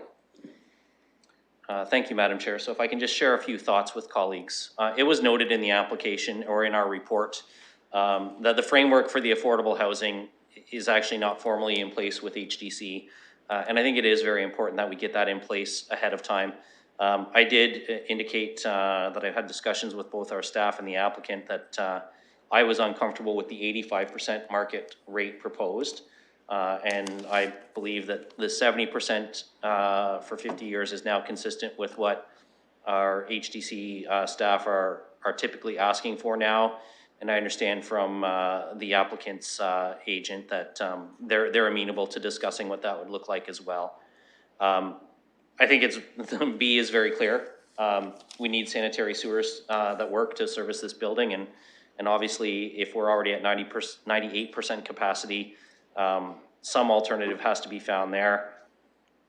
And then C, in terms of recognizing these properties as within the rapid transit corridor, I appreciate that staff have recognized, I believe it's 4 of the 8, but I also recognize that when someone purchases and consolidates a bunch of properties for the purpose of a single development, the intent is for them to be treated together, and I think that that's only fair. But I also think that it's important for us to note that the 100-meter policy guideline for proximity to a rapid transit station, and I say this very clearly to staff, this is on us as a council, this is not on you. But when we agreed to such a policy, I think we're really handcuffing ourselves. When I take a look at the East London Link, once we touch Highbury Ave, other than the London Psychiatric Hospital lands, which of course are in the hands of another developer and being worked on, there's not a lot of opportunity for intensification within 100 meters. I'm also cognizant of the fact that for London Transit, Standards are stops at approximately 500 meters apart. So even in conventional transit, the 300-meter distance that our staff indicated roughly as an approximate for this from the rapid transit station would kind of put it halfway between stops if we were talking about a conventional transit route. And I think that when we think about walkability, you know, I'm mindful of the fact that 100 meters, Maggie McNeil can swim that in under a minute. I think that that's a very close proximity for walking distance. And so notwithstanding that guideline, I think that we should be looking at this as walkable to the transit station. I'm also cognizant of the fact that it's pretty much right across the road from Fanshawe College. It's going to be walkable for many students. I also want to say I really like what the applicant has done with a couple pieces of this application. I like the fact that there's some public parking considered for the rapid transit lines, because we don't as of yet have a park and ride identified for the East London Link. And I think that that's a key component of making sure that transit's a viable option for some people, is that it's only part of their commute, not necessarily their whole commute. I like the fact that they're amenable to affordable housing, even knowing that with a student demographic, their market rents are probably going to be a bit lower than what you might see where the target demographic was perhaps seniors or young families. So again, I think that there's some real positives here. And I also finally want to note that this tower has gone up from the original application. But I recognize what's happening here, and we've discussed it at multiple meetings, the marshmallow effect. When you push a building down, it tends to fatten out so that the developer can still get the efficiency, the economy of scale. When you want a building squeezed in, it tends to have the effect of pushing it up, again, so that they can get the economies of scale. And while this might be taller than perhaps is appropriate in this particular area, I still think that if we work with them, there's a way to find a solution here that brings intensification to the area, but works within a reasonable framework of being in a rapid transit corridor, providing some affordable housing, and being able to be serviced properly by our sanitary sewers. So I hope that colleagues will support this. I will finish by saying intensification in the East End is urgently needed. We should make no bones about that. And if we are not providing intensification on sites like this, what is going to happen is, as the college population grows, we are going to continue to see the spread out and the disappearance of single family homes for rental units, where we are having issues of 5, 6, 8, 10 students living in what used to be a single family home. And that's not ideal for the fabric of a neighborhood either. In fact, we know from near campus neighborhood policies that we brought in to address those exact situations, it's bad for the neighborhood.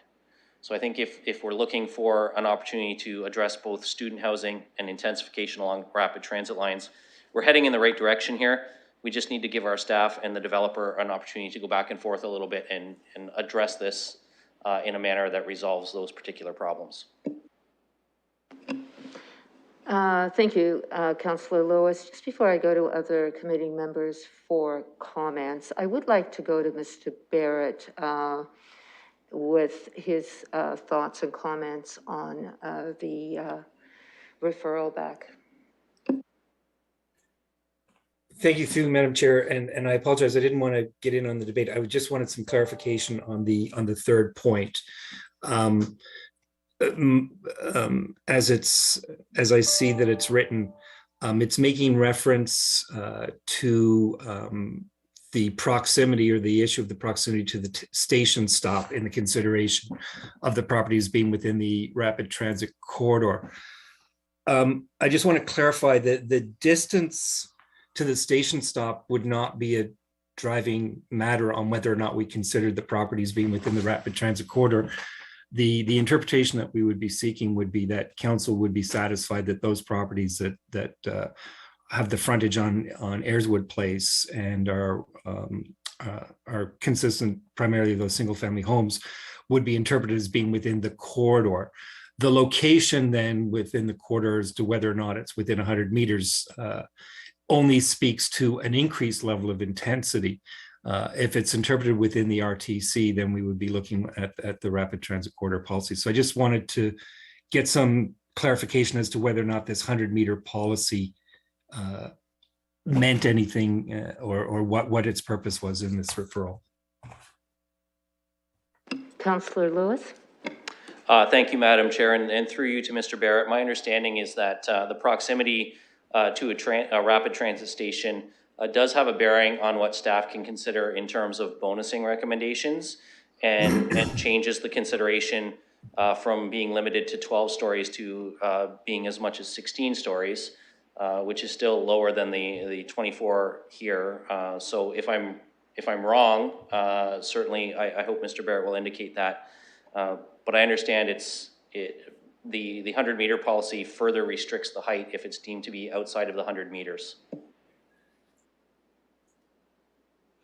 Thank you through the chair. I appreciate that clarification. So essentially, it's consideration that notwithstanding its proximity, that opportunities for bonusing also be as part of our discussions be considered. If I may, that's more the frame of the referral.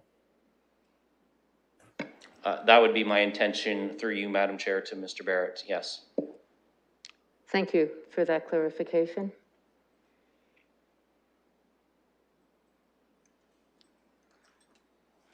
And if I could go to committee members for any comments?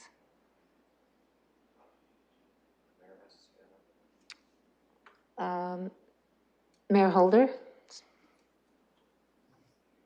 Thanks very much, Chair. I've been looking at this, and I must admit, I was probably hoping a little bit more from the referral than I heard.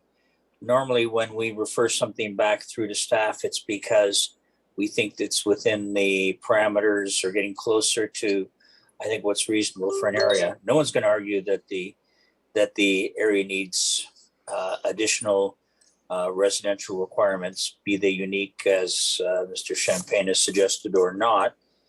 But even, and I say this with the deepest respect to my colleague and friend, Councillor Lewis, with his Superman shirt, I'm not even sure that Superman could do a 24-story leap in a single bound, but maybe he could. So I'm looking at this and just trying to fathom it, because I didn't hear, and perhaps I misheard from the councillor, any reference to changing the density. We may have a gap in that area, but it doesn't have to be solved to the extent that with this, what I deem to be an excessively high amount of density, if it doesn't work for the applicant from a for-profit standpoint, I understand that. I sincerely do. Everyone's entitled to make money on their projects and programs. But, you know, even with the bonusing that I heard referenced, and you heard Mr. Barrett talk about this as well, we don't get close to the applicant's request in terms of what they need. I heard several references to Fanshawe, but I want to note that Fanshawe was one through their lawyer to object to this particular application because for several reasons: scale, height, intensity, and that's significant to me. And so I try to be mindful and try to find the way that this can work. I know the staff have concerns, Chair, with the extent of relief and the number of special provisions needed to facilitate this development. I don't see an outdoor amenity in there. I think there is limited space for landscaping. I think there's a number of issues here that I'm not sure how far we can go with this application where it doesn't limit density. So if that is not part of it, I'm afraid at this point I struggle to support it. I wished I could. I just struggle to support trying to get to where we are. And at this stage, I would look to defeat the referral and support the staff recommendation. And I wish my thoughts could be different on that. Thanks. Thank you, Mayor Holder. Councillor Lewis. Thank you, Madam Chair. And it certainly was not my intention to cross debate through you, but I just want to draw to the mayor's attention the end of Part C of the referral, which is for the purpose of developing scale and form suitable to such locations. So I think that your concern around and height and density is captured in that.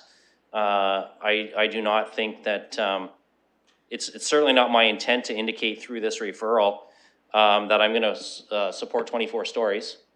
That it's to send this back to our staff to work with the applicant on something that is consistent with our rapid transit corridor, which we've heard staff say the current proposal is not, and to focus on the sanitary sewer issues and lock in that affordable housing. I don't, through you, Madam Chair, disagree with the mayor that the density needs to be considered here, but that was the reason for the inclusion of, for the purpose of developing scale and form suitable to such locations.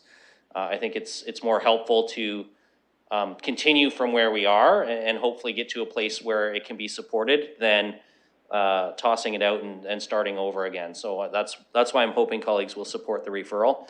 But of course, his worship is free to do as he will, as all members of committee are.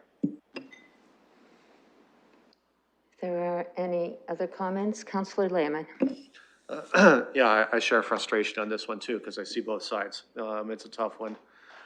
I understand the applicant's point of view, and he's makes some very good points about the future of housing needed for the growth of Fanshawe. But however, my biggest concern here is that it's not height so much as it is density that has been touched on. And we're not close here. It's twice as much as staff is recommending. And if I'm not confident that a referral here would bring the developer and staff closer to resolution, because the developer did go away and come back, and density really wasn't addressed. Some form, I think, was addressed, but not on the major concerns. And then there's sanitation. You know, it's, yeah. Why is density a big thing? Well, it's because of the infrastructure around the area. Will sanitation be addressed at some point? Probably, but not at this time.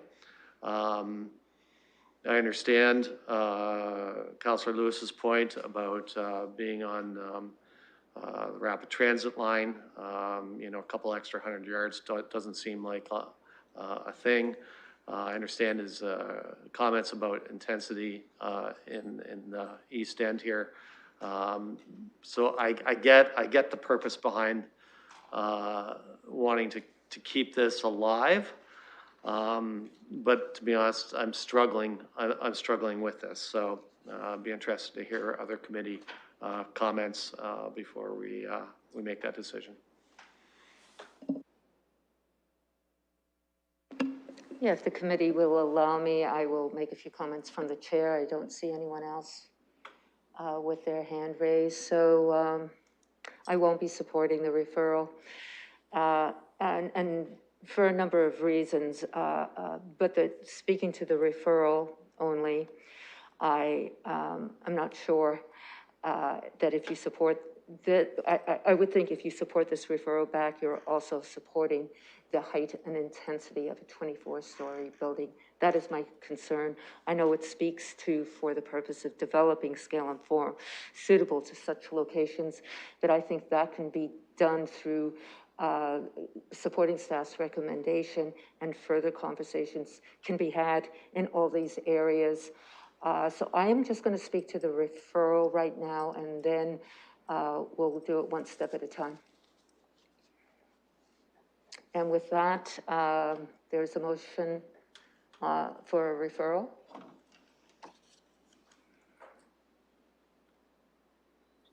Chair, I vote no. Hold on, just before we vote, I would like to go to Councillor Lewis. Thank you, Madam Chair. And I realize it may not change colleagues' minds in terms of how they vote here. But I do hear what people are saying, and I'm certainly willing in that Part C, not just form and scale, but density appropriate to designation as well. So I'm happy to add density into that amendment in Part C, which has now disappeared from our big board here, but I think that's because the clerks might be kicked out of eScribe. So are you asking for a change to C to add density? Yes, I'll add density into C if we can just take a moment, so staff can review the referral. And I assume you have support from your seconder as well? Miriam, are you okay supporting that?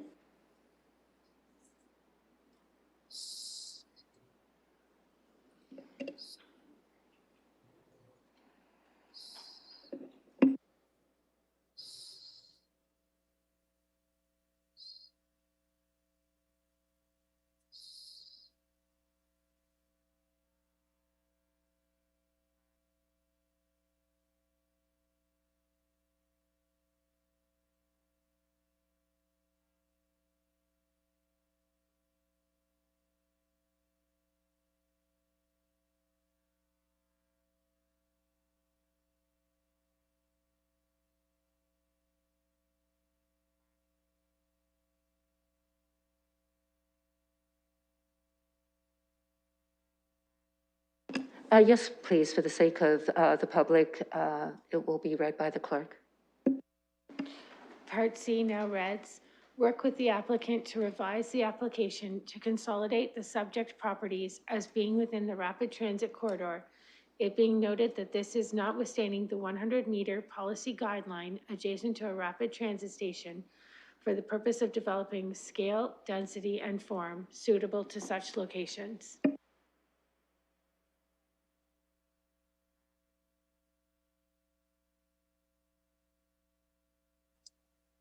Chair, may I ask a question? Mayor Holder, proceed. Thanks very much. I'm still in a conundrum. I hear the motion and that presumably is the spirit in which our staff who work hard on this would look to take an original application. And now we see the struggles with this application, but this is basically where it seems how I've read this with some slight reference, which I appreciate Councillor Lewis having done with regard to the rapid transit corridor. There's an old Jack Nicholson movie that used to say, why can't we all just get along? And I would say, why would this not have been put in place if this is what the applicant truly wanted? Or will this just be an exercise in staff saying, you know what we want? If we make some accommodation because of the location, are we going to get what we want? I'd like to have confidence in that, but I'm not sure that I can say that I do. And I say that again with the deepest respect. I'm not one that turns down applications, but I find this a very frustrating moment in time. And it feels a little bit like, what are we trying to do? Some policy, not on the fly, but we're trying to find a way to make this work. And if the applicant had wanted to make this work, why would that not have been done? I say this with respect to the applicant and their consultant who knows how this all works. Why would that not have been done at the front end instead of trying to negotiate on the floor of council? I'm a bit surprised about this, that's all. Thanks. Thank you, Mayor Holder. And if there are any further comments from the committee, Councillor Lehman, please proceed. Yeah, and I know where the mayor is going on this. I guess I'd like to ask staff when working with the applicant on this, I know the answer, I assume I know the answer. Was it made abundantly clear one of the major issues was density in this location?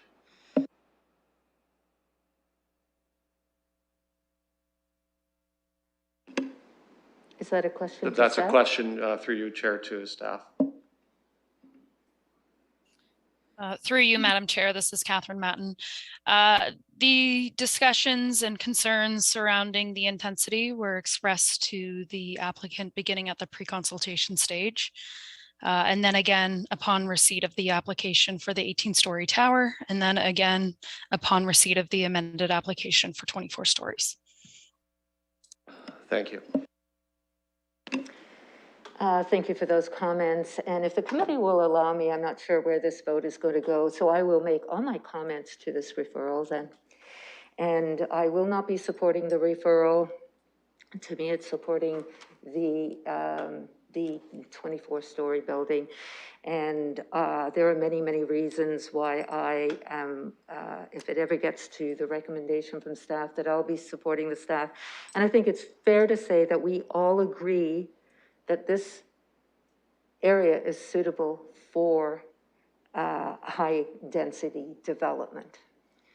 We have a 14th story right next to this application, which is asking for 24. It's a big difference in terms of how we proceed with our built form of one building going down to the next building. The rapid transit corridor boundary interpretation is a concern for me. I think it is not supported.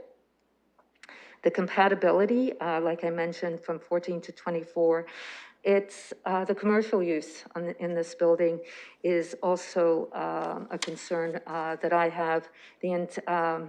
The public facilities, the amenities, there are many, many features that are still in question. And notwithstanding the affordable housing, we don't even have an application in front of us to even support the 20 units. The BRT spaces, already it's difficult for, it's not used for bonusing. The design, I think the applicant has done a good job making some changes. The sanitary sewers is another question. Regardless, if this referral is supported, there are still many, many issues that will remain. And I would encourage the applicant to work with staff if this is defeated, to continue those conversations. I think we all know and the need in this area for density, but it's not this for me. So with that, I will not be supporting the referral.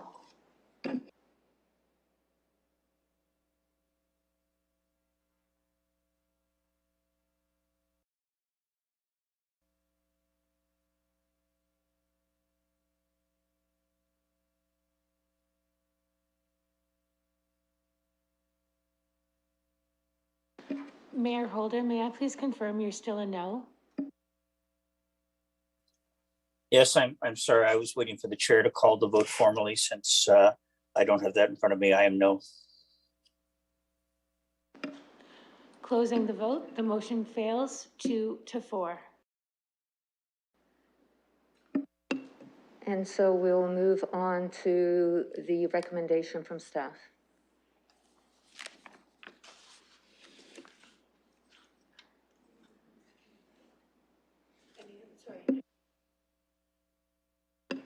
I need a mover, and I would be happy to second. I'll move the recommendation from staff. And if I'm allowed, I would like to second. You are allowed. I think I hear some voices. I just confirmed you were allowed, Chair. Not that you needed my permission.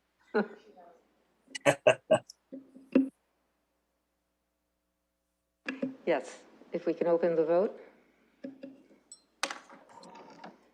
Chair, I'll vote yes.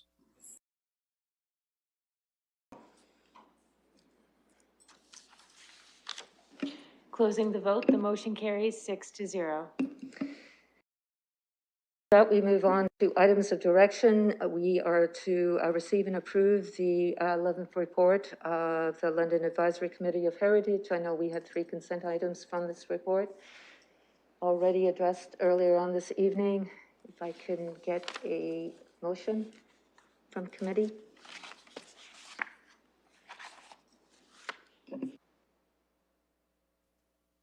I'll move, Chair. And I need a seconder. Councillor Hillier.